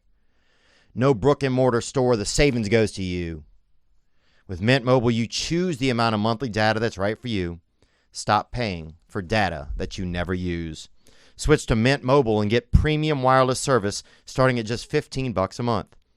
To get your new wireless plan for just $15 a month and get the plan shipped to your door for free, go to mintmobile.com/Theo. That's mintmobile.com/THEO. Was there a time where you kind of knew that where you really felt like, okay, this is kind of fitting in my life? Or was there a time like in the beginning where you were like, this is not really working for me? No, it just sort of clicked right away. And then like I got cast on an MTV show like almost less than 2 years in. And was it the one that Jessimae Peluso did, that show, or no? It was a spinoff of Girl Code. It was under the Girl sweet. Code banner, but it was a prank show. Nice. Yeah, and that sort of just started things, and yeah. And so then you've just been doing it since then. Yeah. Do you feel like, I know you mentioned, like, or I mentioned, I think about it's male dominated. Does it feel like why do you think comedy is male dominated, or does it feel male dominated? Well, I think the act of comedy itself is extremely masculine thing. Yeah. You're walking on stage and you're like, yeah, what I have to say is important and you guys will respond to it. Like Right. the whole thing is extremely masculine in itself. Yeah, it's almost like a combat. You're almost going to a war in a way. Yeah. It feels like. Yeah. And combat was stereotypically has always been a male thing. Right. Kind of, you know. Yeah. It's changing. Yeah. You know, but I think like if you look at like kind of like the archetypes or whatever, then it's usually a man out there, you know. Yeah, and I think also the population in the country really, I mean, it's also changing in this way because of podcasting and online specials and social media and all this stuff. But like before I started comedy, I was maybe aware of 5 comedians. Yeah. Like, and they're only the top 5 biggest. Like you're not really aware of the comedy landscape. Right. And so I don't think people really have been exposed to that many female comedians. And I don't like to think about it because I don't want to have that perspective. I don't think it's helpful for me to be like, no one's gonna, whatever, I'm a pussy. But I do notice it sometimes like online where you'll see like YouTube comments or something and you're like, oh, the rest of the country only thinks men are funny just naturally. It's just like a misogynist thing. Yeah. But also, who gives a fuck about them? You have your own audience, whatever. Yeah, well, finding your own audience is key. I mean, I think different places, I think, and I don't even know if it's the rest of the country thing. I don't know. It's like, it always seems like, here's what I think sometimes as when I think about male and female comedians. It always seems like they are, and maybe this is just because I've seen this in television and film over the years, but they're like the goofball. They're the fuck, they're the bumbling, you know? Yeah, I know what you mean. And so you don't mind if something happens to the bumbling guy. Yeah. You don't mind if that guy steps in a fire, slips on a banana peel. For me, the thing that always, and this was the same thing about you watching UFC women. I didn't like it at first. I didn't like it because it felt like, I didn't think, oh, these people shouldn't be able to do this. Right. I think anybody should do whatever they want. It just was like, I always thought of women as like mom. Yeah, exactly. And like a sister. Right. So when you think about, oh man, my sister, it's a male instinct. If your sister's getting in a fight, then you help. Or like, and then comedy I always felt like was such an uncomfort, I think also. So it was like, man, this is so uncomfortable. A woman doesn't need to go through this. That's what my dad said to me when I first started. Like if I see a woman walking on stage, I should put my coat down over so that she doesn't have to step in the stage, or step in the. So I think there's a lot of that. I don't know if it's that. For me, it was never that women shouldn't do this, but I did always, I think. And it wasn't a choice I made. No, it's an unconscious bias. Like for you, you're saying it's like a certain fragility that you're worried about. That. Yeah, it just felt like why do women have to do? Why do they need to endure this? That's literally what my dad said to me. Like when I first started, he's like, "You are one of the smartest people I've ever met. Why are you choosing to put your life in a basement with drunks and fuck ups?"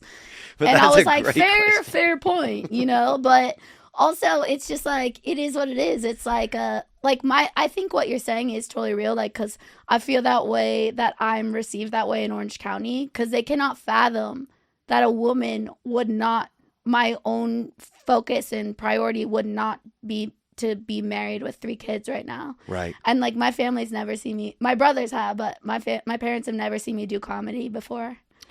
Wow. Or any of my TV stuff either. Well, here's something also that happens. A lot of women start doing comedy, right?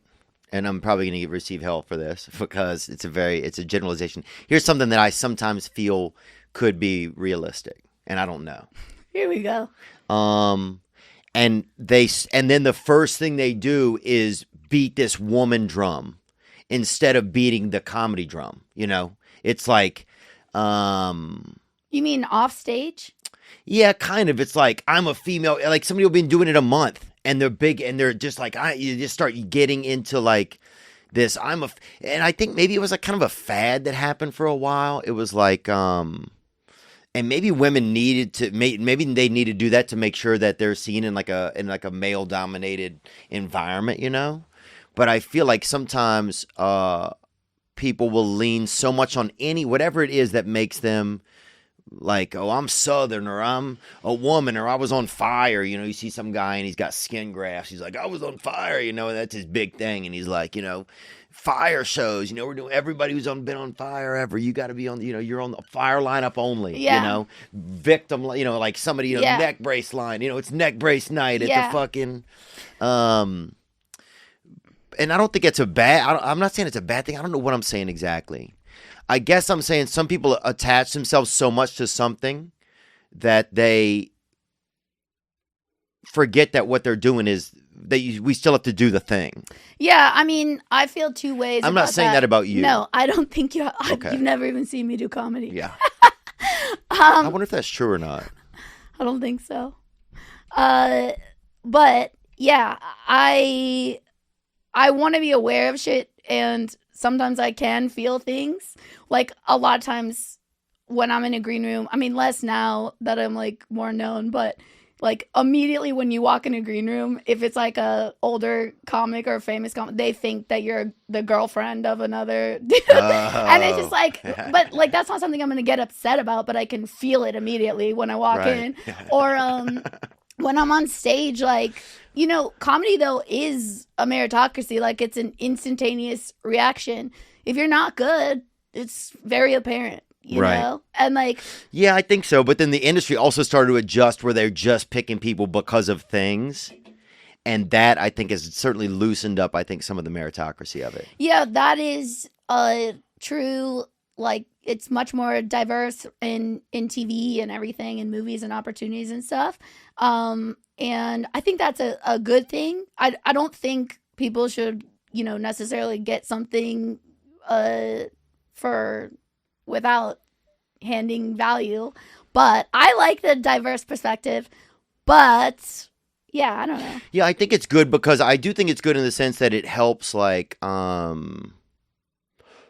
it does help diversify things some, you know? It's like it helps, like, plant seeds in people who maybe they also need inspiration. They're young in their career, or it's like maybe a face you wouldn't normally get to see because things are so, if things are so often the same way, you know, it gives different people opportunities. I think it's less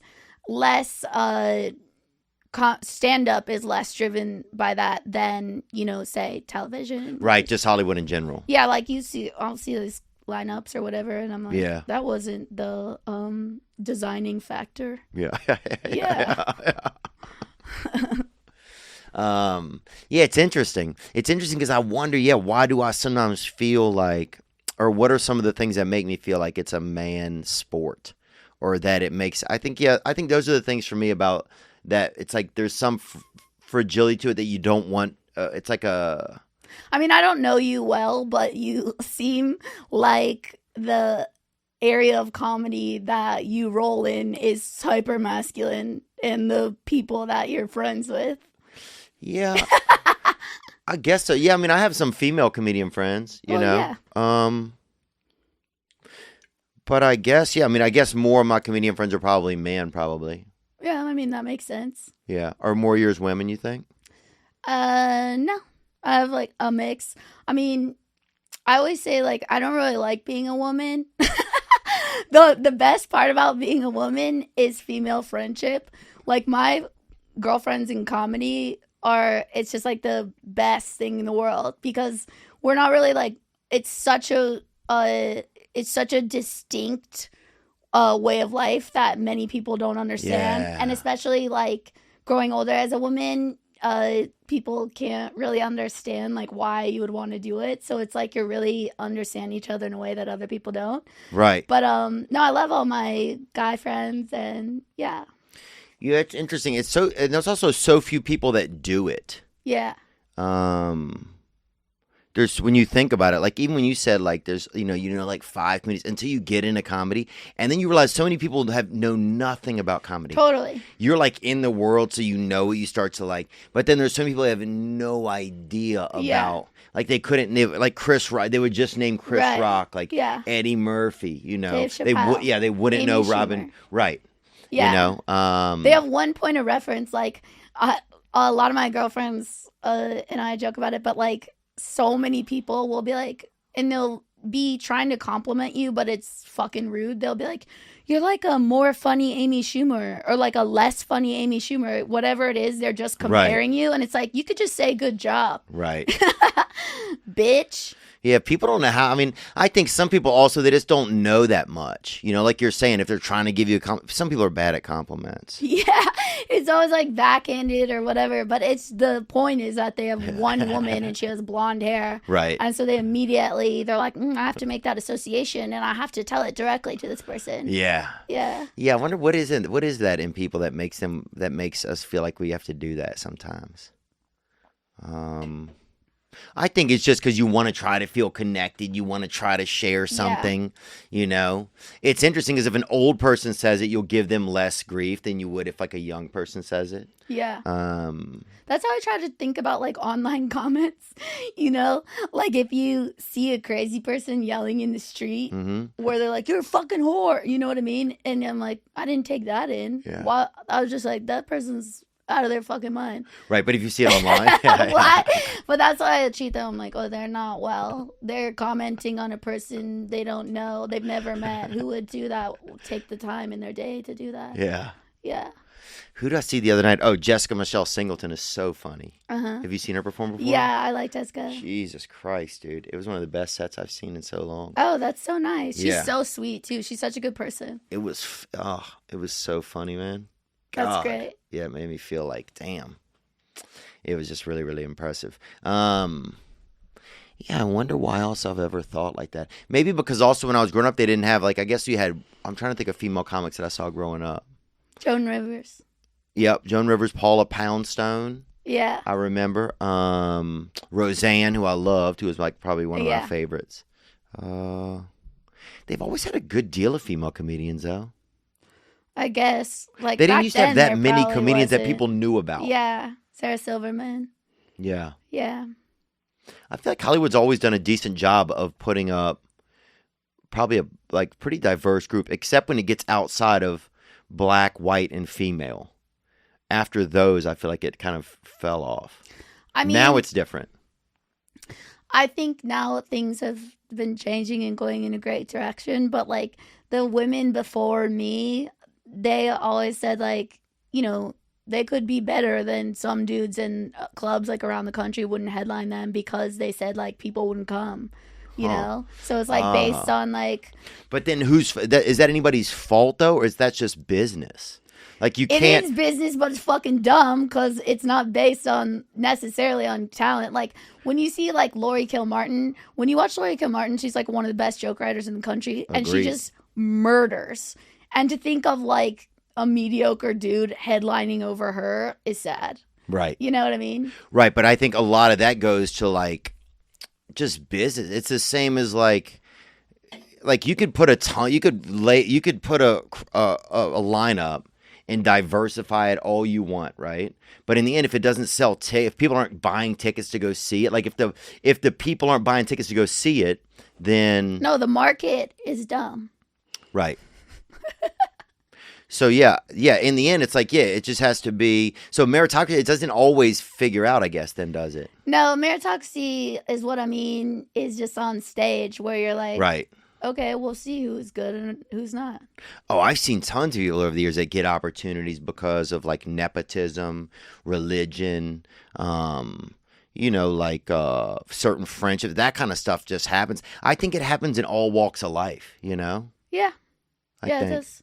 Like you see, but that's also the thing that makes you keep fucking going. Like if you showed up and just walked in and were like, "Hey, I'm here."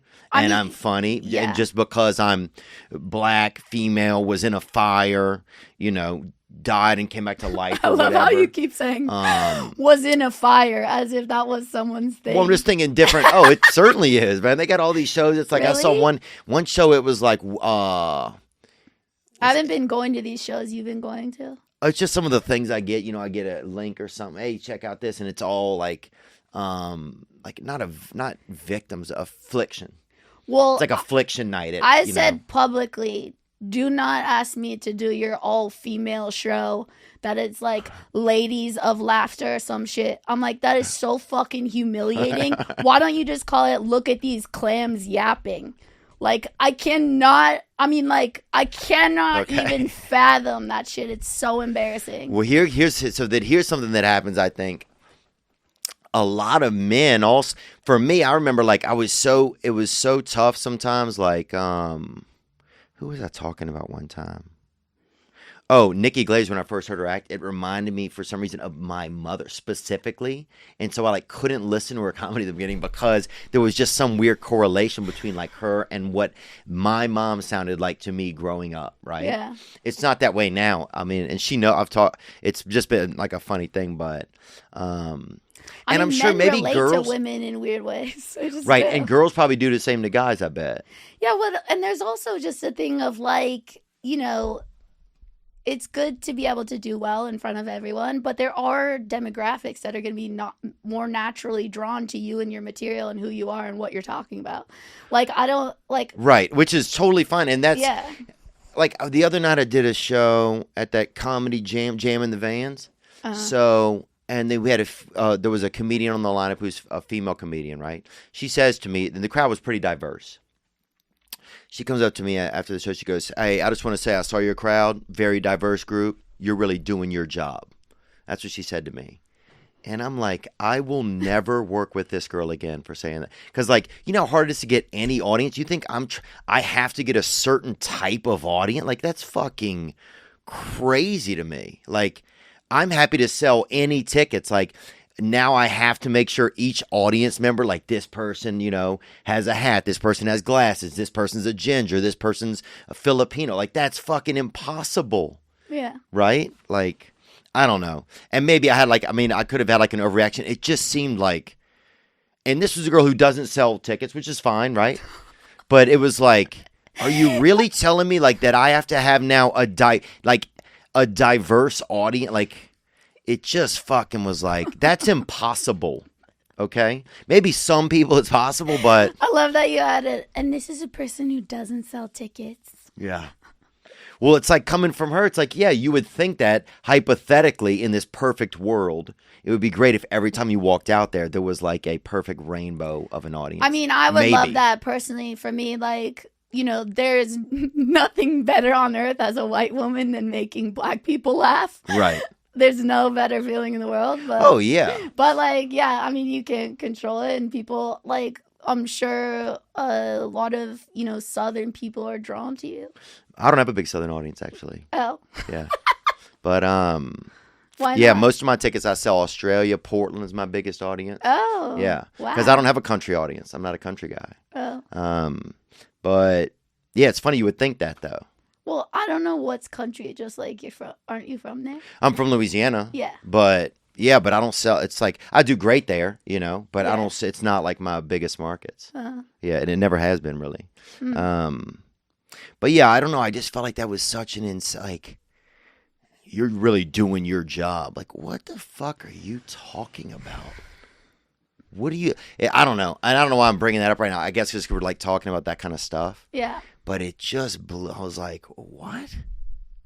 Like, you can't control who comes out there. Yeah. And you work so hard to get anybody to come out there. Yeah. That you are grateful. I'm grateful for those people. I don't care what fucking color. I don't care if they have no Right. heads or arms. Yeah. If they have a heart that cares and wants to be there. Yeah. Then I'm grateful for that. Yeah. You would love a limbless I would be audience. totally fine. Yeah. You'd love them to be wheeled into your show. Yeah. Yeah. I mean, it would be fine. Right. But yeah, I just thought that mindset that like now, I wonder if that's a mindset that some comedians feel now that like, man, now I have to get this perfectly diverse audience, I don't know. I don't think about that shit. I just try to be a good person. I'm for diversity, but just do what I can do and there's so much you can't control. Yeah.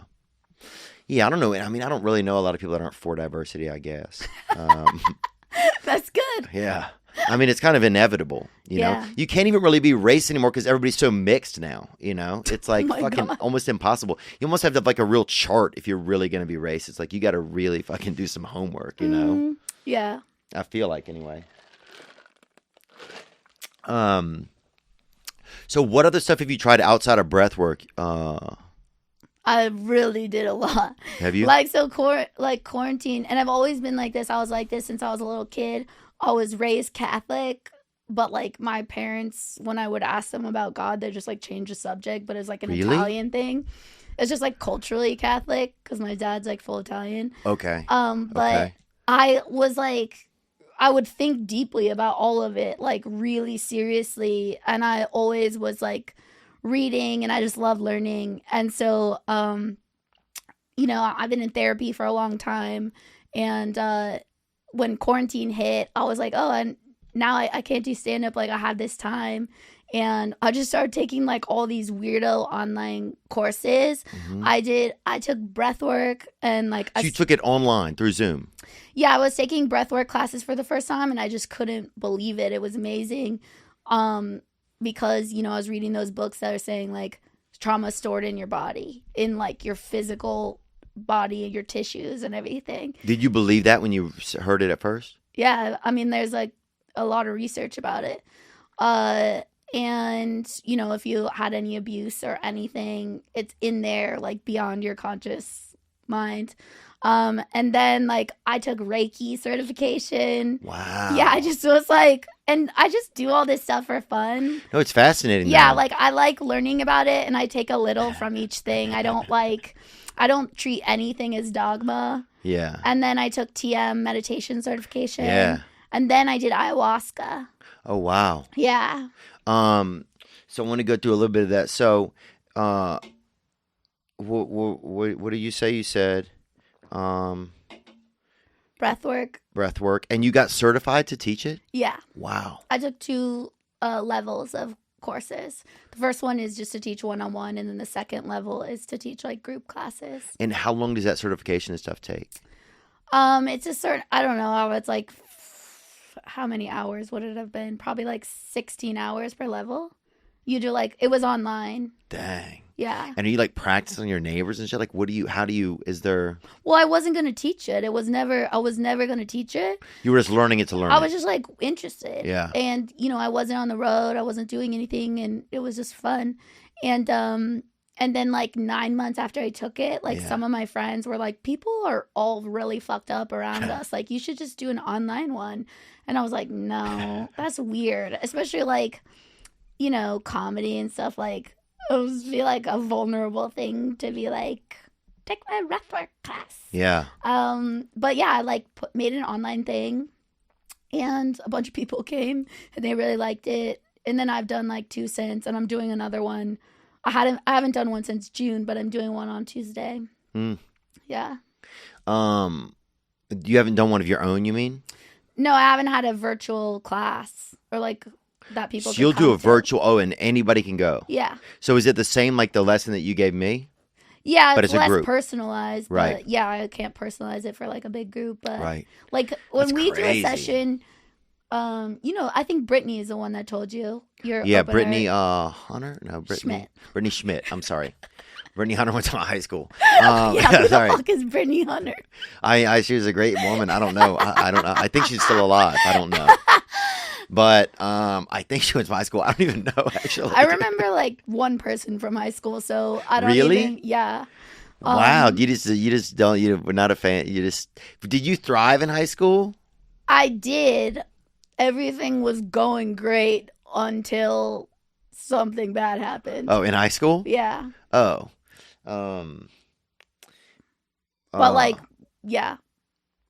And I did thrive. you did? Yeah. How do you feel like you thrived? Like, were you funny then? I was funny. Like, I was a surfer. I was like star volleyball player. Went to UCLA. You went to UCLA for volleyball. Oh wow, really? Yeah. Oh dang. Yeah. Dude, what a babe, huh? It was So high school was good, but some shit did go down that really was tough. Was it my coach? You had a coach Yeah. that was abusive? Yeah. Yeah. Yeah. I'm sorry to hear that. Oh, it's okay. Thank you. Is that one of the things that made you want to do, like seek out some of these other things? Yeah. And like, you know, I'd worked my whole life. I was like junior national team, all this stuff, like volleyball. And this is in college? Yeah. And then like, it was just kind of, I mentally wasn't like, it just wasn't great for me because everything that happened and stuff. And I quit like 2 years in. So you had a abusive experience with a coach? Yeah. And sorry, I don't know how to ask about it. No, that's okay. Kind of. You're doing great. Yeah, I'm curious. It's processed. It's Okay. not like, yeah. Okay, so you were in high school when this happened? Yeah. Wow. Yeah. And it was a coach of yours? Yeah. And was there charges? Was it No, like can I ask you what happened? I mean, it was like a sexual abuse thing, and Okay. like there was. I've talked about it on podcasts. Because I'm trying to be brave because I get nervous asking about certain stuff. Yeah. So for me, I'm not trying to I don't want you to be uncomfortable. No, Okay. I'll only go as far as I want to go. Okay. And I don't want you to feel like I expect you to talk about it. No, it's But I think I do think it's interesting if what our traumas are or why, because that breathwork class, the first one I took from you, fucking blew my mind. Like I'm on the phone with my brother, I can't even talk, right, because I'm crying, right, and he thinks just something's wrong with the connection, right. and I'm Yeah. like, fucking something's wrong with every connection in my life. Yeah, for sure. And like these anyway. things impact us like subconsciously for a long time. And I was in therapy, and therapy's great, and I got to a place where I could talk about it totally comfortably. And was it a relationship that you had with a coach? Yeah. I mean, there was I found out there was many other people besides me, but unfortunately. But yeah, it really was just so disorienting in a really developmental, sensitive time of my life. Wow. And especially this thing where I sort of felt like I had to choose between saying something or ruining which sadly I still think was the right choice, because I was like, I'm not fucking up my dream of playing Division 1 volleyball at my dream school, Yeah. so I didn't say shit. And then I sort of started processing it when I was older. I ended up doing talking about it in stand up sort of before the pandemic. And I was never one of those people that was I have to be confessional comedy or whatever. I was I would only talk about this if it was not for any sort of processing trauma, but because it was really fucking funny. Mm-hmm. And so I did that, and that was really cool, but also really it wore on me a lot more than I thought it would be. I only did it for it wore on you? Yeah, because it was so different. I talked about it. I thought I talked about it so much that it's I feel great. Talking about it on stage every night took so much out of me physically, and also before I got it good, bombing. Right. Oh. But that shit was trauma bombing. There's nothing sadder. Yeah, no, it's there's nothing more painful. No, I just got molested again. Yeah. But yeah. And then I put that set out by silence. Yeah. I was like, you guys are injuring me right now. But yeah, I'm really proud of that set. I think it's one of the funniest things I've ever done. Wow. Yeah. What would you do if you didn't have high interest loans or credit card debt? What would you do? If you didn't have a high interest rate mortgage, you didn't have credit card debt, what would you do? Go to Guam, maybe? Go to Bahrain, go to Ohio, take a trip somewhere, do something. Well, if you dread looking at your credit card statements, then you're just like me and just like millions of others. But Upstart can help you on your path to financial freedom. Upstart is the fast and easy way to pay off your debt with a personal loan, all online. Yep. You can check your rate without impacting your credit score in minutes for loans between $1,000 to $50,000. Dear God, they've got so many amounts. You can receive funds as fast as 1 business day after accepting your loan. Find out how Upstart can lower your monthly payments today when you go to upstart.com/Theo. That's upstart.com/THEO.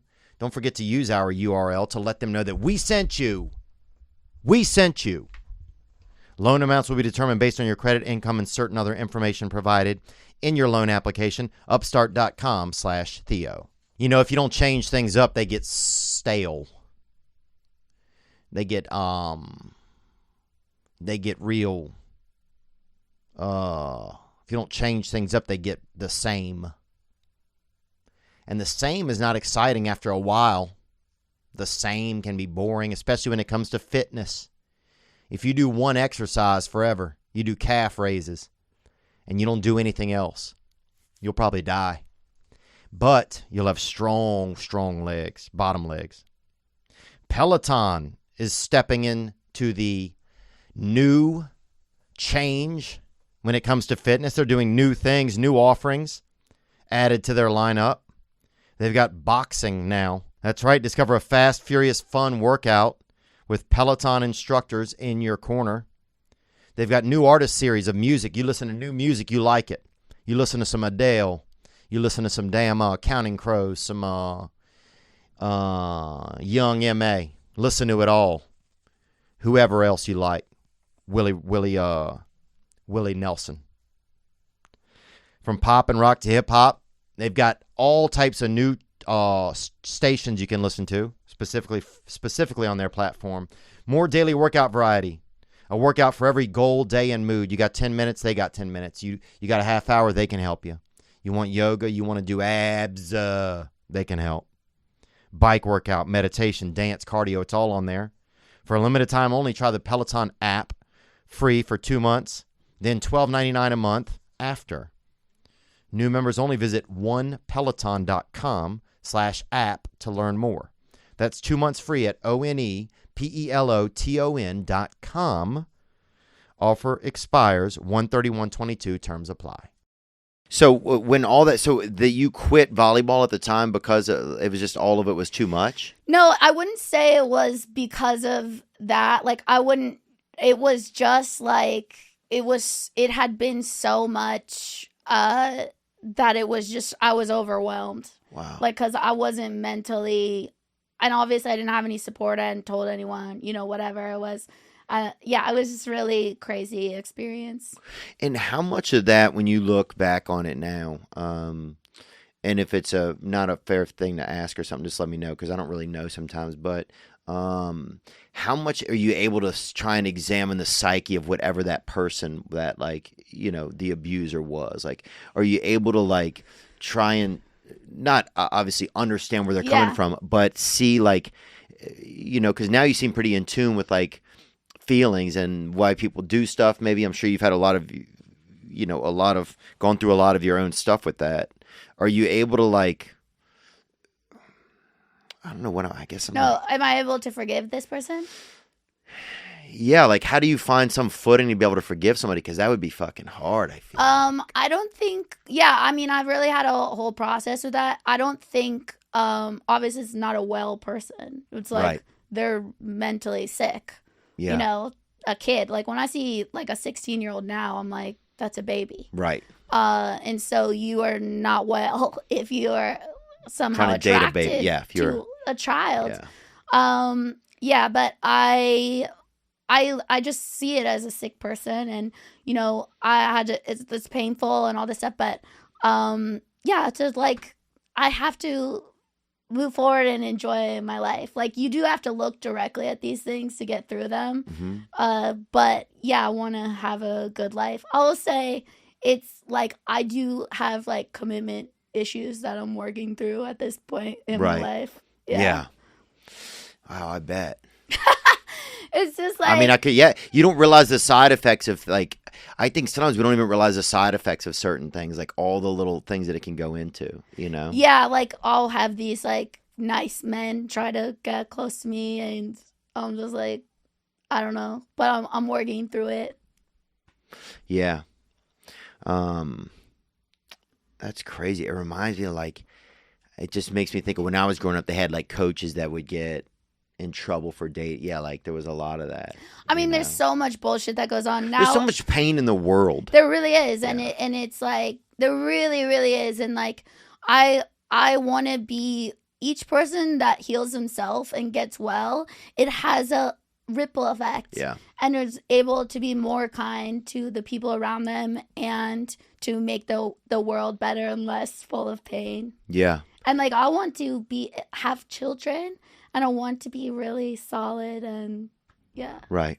Yeah, it's hard. It's hard to do that. I struggle a lot with that commitment stuff, and it's so fucking hard for me. Like my whole life, it's always been hard for me to like say like this is my girlfriend. Like there's nothing makes me cringe more than saying like that I'm attached to anybody. Is it because it limits your options?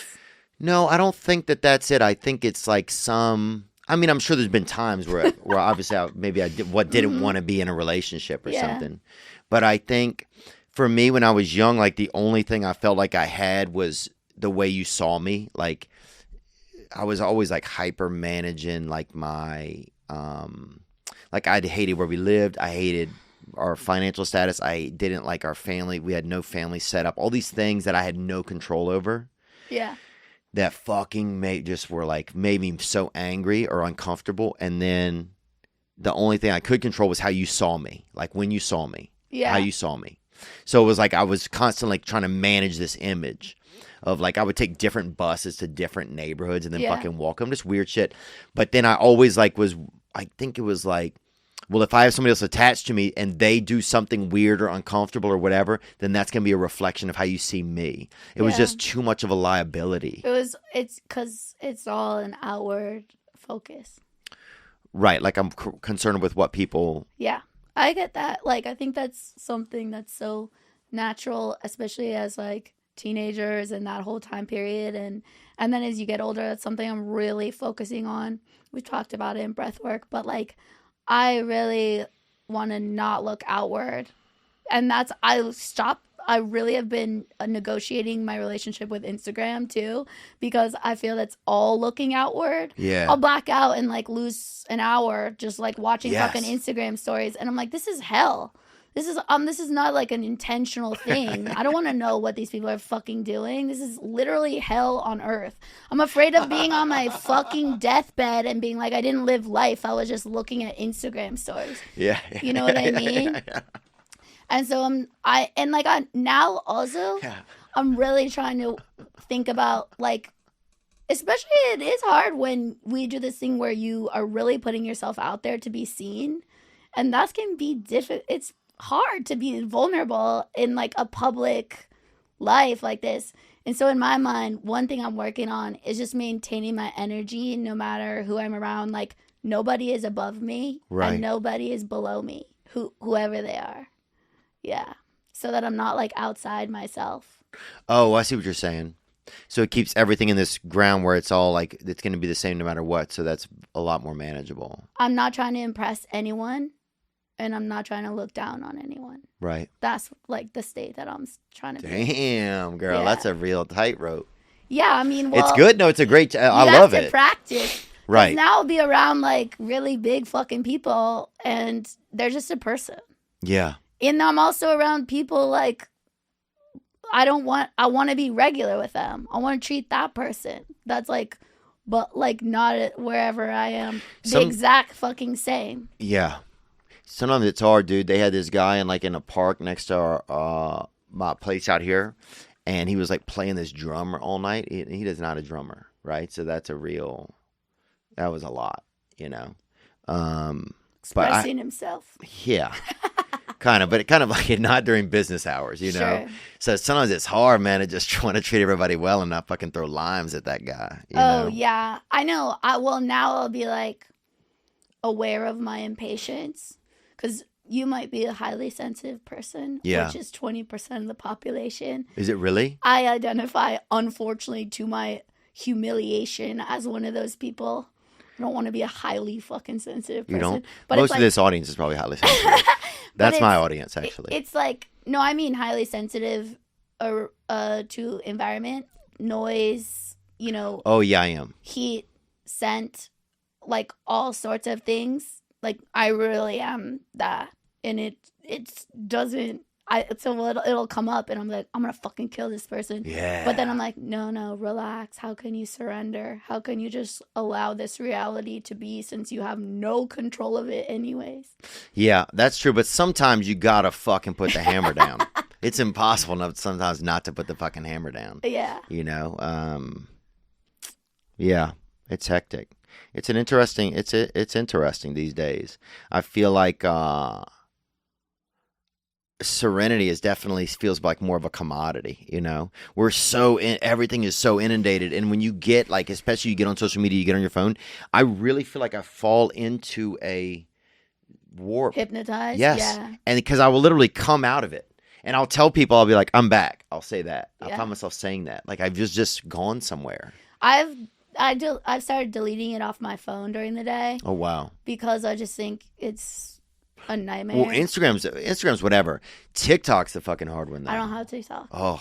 I'm not pulling these TikTok people is in. good, though. But that's the problem, though. They fine-tuned it and made it, Your honestly. algorithm? Well, no, they just made it pretty good. Like, TikTok, I'm watching, like, a couple of, you can watch somebody do knitting. You can watch, like, just quiet Asians, dude. It's, like, total, you're just watching Asian people be quiet. Like, there's so many things that's just, like, you can watch somebody doing a cake. You can watch somebody, just turning the pages of a book. Yeah. Like, it's definitely, like, they went all out. I just want less altogether. Like, yeah. I want to just become a movie star already so that I can move to fucking Montana and fly in for my role and then go back out away from everyone. Yeah. Okay. Yeah. Yeah, I like that maybe. I don't know. You think you would like it out there on like a ranch or something? Yes, I fucking would. You do? Yeah, I just want to, like, maybe I'm getting old. I just, like, love the quiet. Like, I need to keep up with all this shit. I don't care. I don't need to see you cooking eggs. But will you not have the ability then to draw from stuff? I mean, I know that's kind of like will you not have the ability to draw from stuff? No, I have more. Because, like, I hike almost every day. Like, now I'm trying to be in nature. Like a nature comic? Yeah, I'm a nature comic. No, I just get, like, when my mind is still, like it was when I was a kid, and I didn't have phones or anything, and I would daydream or make up worlds and all this imagination and shit.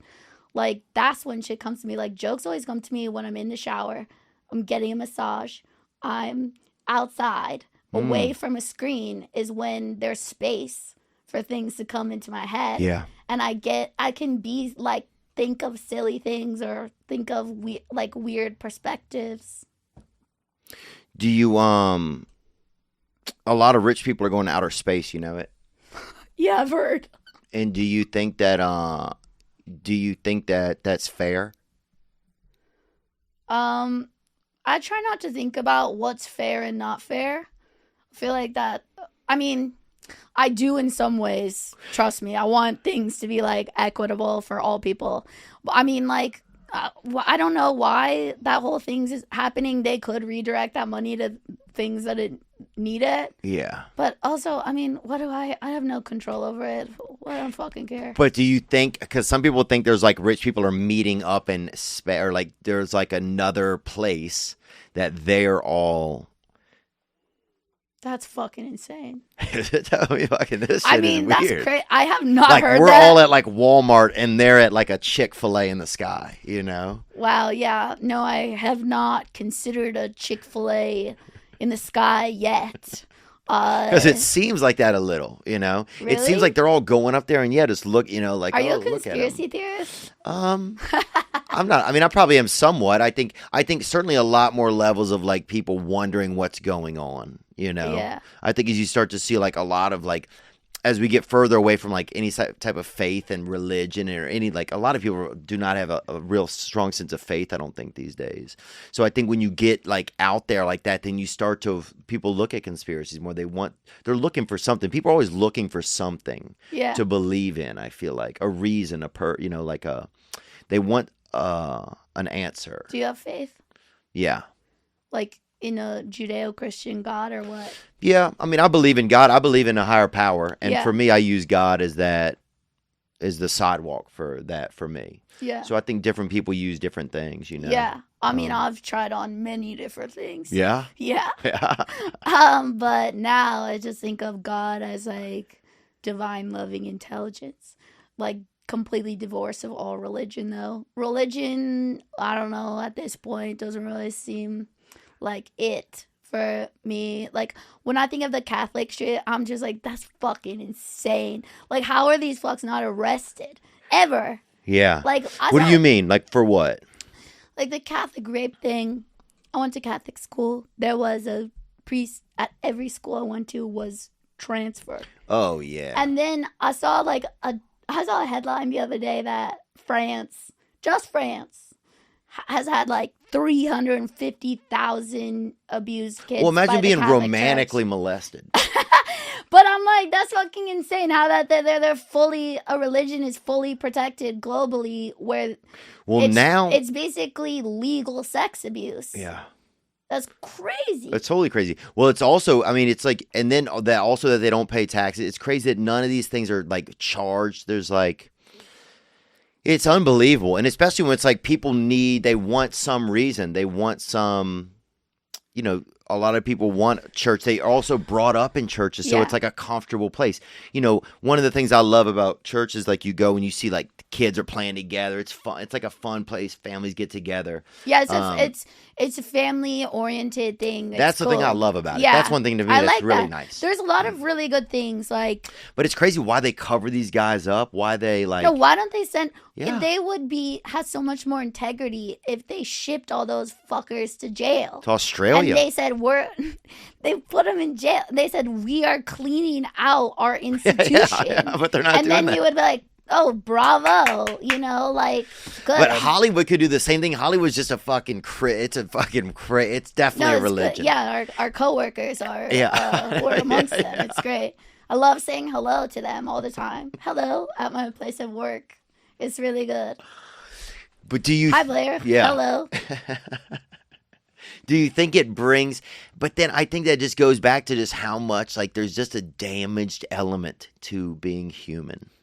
100%. It is humanity. And look, even the best person on earth has done horrible things. Yeah, John Legend. The best person on earth. And like... And that was a joke, but yeah. I mean, everybody's a piece of shit. You can't not... It's not a piece of shit. It's just like... But everybody has shit on them. Of course. Everybody has shit on their shoes. And some people in their shoes. Yeah. It's really confusing. And like, I try... One of the things I'm really working on is like not taking things personally. Yeah. Just trying that on. And it's hard.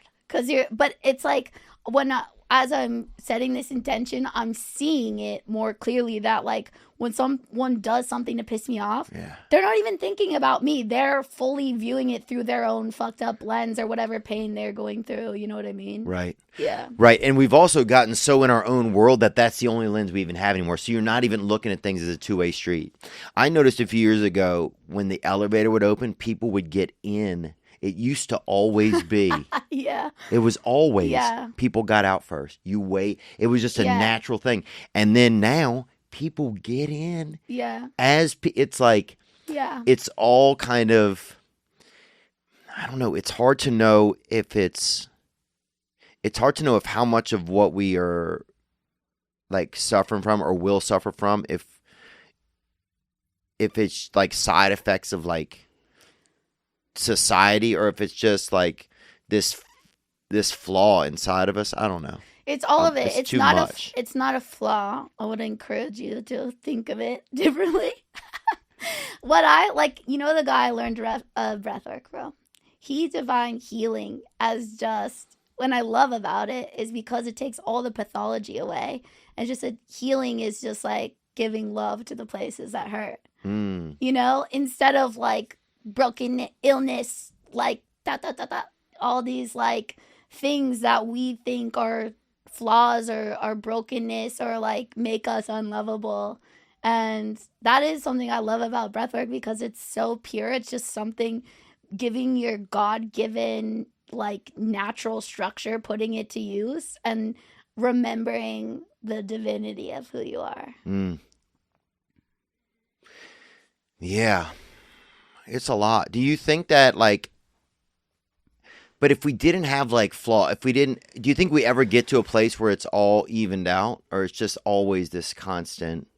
No, because that would be perfection. And perfection doesn't exist. Yeah. And like trying for that is pain. Like, you know, when you get into it, like, of course you want to be stable, right, and you want to be feeling good a majority of the time. But I think the definition of mental health is being able to feel the full spectrum of emotions in a healthy way. Yeah. Yeah, I would say that that's probably sounds pretty fair to me. I would like that. Yeah. But when I think then you get into spiritual bypassing, which is like toxic positivity, which isn't like actually addressing how you feel or whatever, as some way of like enlightenment. And the fact is we're just all human, you know? Yeah, I thought being human would be easier, kind of. No, because everyone's dealt like whatever cards are dealt. And I think it's just like our cosmic lessons on Earth. Yeah, I think for some reason I felt like it would be easier. I feel like it looks pretty good from where I'm sitting. Oh, thank you. I did wash my hair 2 days ago. I meant your life. Oh, yeah, no, my life is, yeah, I think it doesn't matter. It's always like what you are. Yeah, I don't know. I felt like, I always felt like if I got to a certain level of like doing well in my job, or maybe then everything would be okay. I think I had this preconceived notion in my head that like all these other things that I worry about or feel or these discomforts will disappear. So when I started to have some success and that didn't happen, I think I was like kind of like, there was a part of me I didn't even know this motor was running that expected this. Yeah. You know, and it was like, oh, you're still just, you know, with your weights. I think that's completely natural thought. Like, we're all looking for something to save us, whether it's like success, love, whatever it is. Yeah, Botox, orthotics. Yeah, but I think like wealth and money and success really just brings out even more of what is already there. Yeah. I'm sure it makes a lot of other things easier. Well, Mark Norman said it best about having a little bit of money. Here's what it makes easier. If you are cold or something and you're at like a gas station or something, you don't have to like, you don't have to look at the price of the sweat. You're like, okay, I just can get this sweatshirt. You know, like little things like that are kind of nicer. Like, do I need like, how much is this lunch? It's like it saves you a little bit of time and having to look at some price tags. If it's something big like a car or something, you're gonna look. But like for you know, it's like that kind of stuff is a little bit nice. You don't have to think about the cost of like you know, really a meal maybe or something. You know, those things are kind of a little bit nice to have happen maybe. So I tried ketamine therapy. Was one thing that I tried like in the past 7 months maybe. How many times did you do it? I did 6 times. So it was six sessions. Cool. You sit with a therapist in a room. Yeah. And they fill you up, and then you know, are talking with this therapist, this psychiatrist the whole time. Yeah. So you're kind of going through things and like sharing, and I found that was really interesting. I felt maybe for like trauma, like one specific trauma or something. Did you go deep in that? Sometimes I was off the wall. I mean, I was like in another echelon. Did you find it helpful? I found it helpful. I got to have some moments, like I got to spend time with my dad for like about 45 seconds, which was pretty cool. Yeah, that's really cool. Yeah, just to let him know that I loved him. I felt like he never knew, maybe. Wow. And it felt real. Like it felt as real as this sitting here talking to you. Yeah, that's really beautiful. So to have something like that happen where it's like, I got to see my mom when she was a little kid, which was pretty powerful. I felt like, you know. Did they do like inner child work? I don't know. The dude had a big beard, I know, that was running it. So I'm sure he's fucking definitely done some things, man. This dude, he had one of those crazy fucking, you know. No, inner child. Did you work with your inner child? No. We didn't see him. We was more just doing like regular. I feel like that's like a big direction that people are going in with therapy and healing is just like going back to your inner child. Yeah. Because they say like your entire subconscious blueprint for the rest of your life is developed from 0 to 7 years old. Wow. So whatever goes down then is really like your whole framework, which is so crazy because it's completely out of our control. Yeah. So. Yeah. Yeah. I went to this other place called PCS for a week, and it's like this guy Bobby Lee, this comedian, recommended to me. Do you know who that Bobby is? So, and he's I think Vietnamese or something, but he recommended it to me, and he that place is all about your inner child. Like, you got to go to Build-A-Bear and get like a little child. Yeah. So you're in there with like a bunch of it's really. I've done shit like dude, that. it's so dicey. We're in there. There's like a bunch of you fucking. went? Oh yeah. There's my God. There's like a bunch of grown men in this Build-A-Bear, and there's like a bunch of kids in there. There's like a kids party, and we're fucking putting dresses and like, oh yeah, this one will look good in a baseball outfit. Oh my like, God. So then you're leaving the mall with your bears, like, oh. And you're like, this it's for my heartbreaking. nephew. Yeah. it is heartbreaking. Wait, did and you then get somebody's a lot like, out dude, of you're it? Theo, you're my favorite comedian. Oh, You're that's fucking humiliating. buying a bear. Oh my God. You're buying a bear, dude, and this lady putting the stuffing in there. The one lady, her fucking gum, I remember, fell in the stuffing thing, and she's like, it's just a nightmare in there. Just a real, but it was kind of like how God does it. It was like, you got all this cotton, and you're just fucking stuffing it into these bears, dude, and you're just sending them out the door, Wait, yeah. And sometimes there's some bad knitting. Yeah, no shit. Yeah. Did you get a lot out of it or no? It was pretty fast. Some of it I did. Some EMDR. I noticed I would be real judgmental going into some of the sessions. Like, just like, judgment is like something that keeps me, it's a preventative thing to keep me from connection. So I won't have to have some feelings or something. So there was stuff like that. It was kind of exhausting. Some of the therapies, it was like some group stuff I didn't like, but there was some stuff I really did like. Yeah, I find like that group stuff.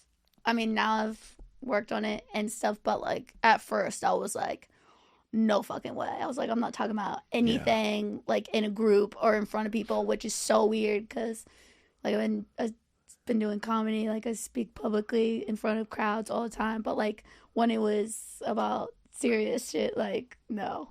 It took me a long time, but that ended up being like the most healing thing for me. Doing group therapy? It wasn't group therapy, it's 12-step. But I don't want to say that which one. Right. So like recovery. Yeah, recovery. Yeah, recovery I feel like is the best overall solution that I've found, honestly. Do you feel that way or no? Totally. And it ended up being because the community, because like, where I grew up, it's just no one talks about mental health. No one talks about anything. Like, never heard no one talks about their problems. Like, it's very buttoned up. And that's the way my family was too. And I'm just the total opposite. Like, I'm very sensitive. I feel a lot of things. I'm interested in a lot of things. Like, I want to talk about things. And so when I got to recovery, like, and I remember when I first saw people I knew because it's LA. And there's like a lot of people in entertainment in there, of course. And I was trying to hide from them. Like, it didn't cross my mind that they're there too. I was just like, oh no, they're seeing me here. Right. Yeah, I even think that way on Zoom meetings sometimes. Yeah. I was on one yesterday. I didn't want to show my face because I'm like, totally. I don't want to fuck you. Don't want to be like known in this private way. So I didn't talk like the first couple of years. But then when I started talking is like when I experienced a lot of progression. Mm. And how was the ayahuasca? Tell me about that experience. Take me through that. It was really cool. Yeah. I'd wanted to do it forever. I'm just like curious. And Ron White did it too recently. Oh, really? Yeah, and he did it at a damn Best Western outside. I want to say near Houston. Yeah, nobody tell my parents I did ayahuasca. They really wouldn't like that. But after I got vaccinated, I did it. I knew I was going to go back on the road. And then I was like, what if I like fall in love and like get married and and have children? I'm not going to be able to like be a mom that goes and does DMT, Right, you got to do it now. Yeah, I got to do it now. So I just saw like a window, and it was really, the window came actually everyone had always said, like, don't do it in LA. It's like sketchy white people, whatever. I'd always wanted to go to the Amazon, but I was like, I don't see Go that. to Memphis and do it, dude. That's, I'm sure, a real dicey dose. Yeah. Okay, go on. So I found I had found like a tangible, someone had a great experience. And so I just went. I went by myself, which the day of, when I was like driving to this sketchy ass property, I was like, this might be a bad idea. Was it off of Melrose? No, it was like an hour outside of LA in a tiny farming town. And I was like driving up to this like desolate property, and I was like, this is a bad idea. But I texted my friend, like 3 of my friends, I was like, here's the address, check in at this time. And immediately, like, their guardians, the men, when they said hello, they hugged you. Mm-hmm. And I was like, I don't like this. Yeah. I do not like the forced over familiarity. Like, I don't want you to hug me. Two-arm hug or one-arm hug? Two. Oh, yeah. Like, hello? From a man? Were they wearing jewelry? This? There was some jewelry for sure. But it ended up... I was like, I could... If somebody with 2 arms and jewelry hugs you, dude, I'm calling the cops, yeah, dude. but I was like, I guess I'm in. Like, I did the whole... And it was just you by yourself? It was me by myself. No, dude. How? No, there was a huge group of people, but I didn't know anyone. I'd never met these people. Because I would feel like if you'd gone through like sexual trauma and then you roll up to 3 dudes at a damn ranch. Oh no, I would have get the fuck out. I would have sprint. I would sprint out of there. You just roll up to just hitting a volleyball around. You're like, this is fucking yeah. insane. Hey, what's up? We're here for round 2. No, but Sorry, I interrupted your story. No, it's okay. But it ended up being really, really cool. Wow.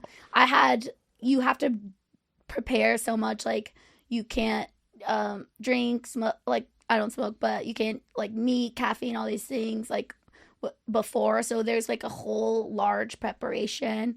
And then I listened to podcasts and documentaries, and basically they're all, like Aubrey Marcus and stuff. And they're all said, like, you're going to go to the darkest fucking place. You're going to experience terror. But then on the other side, you'll feel great. And so I went in there like, I was just like, it's just going to take me. And I'm going to go. And I'm just going to hold on. Whatever. You had eye black on. Yeah. You had a sharp tampon I was in. like, I can fucking do this. And that was like the full out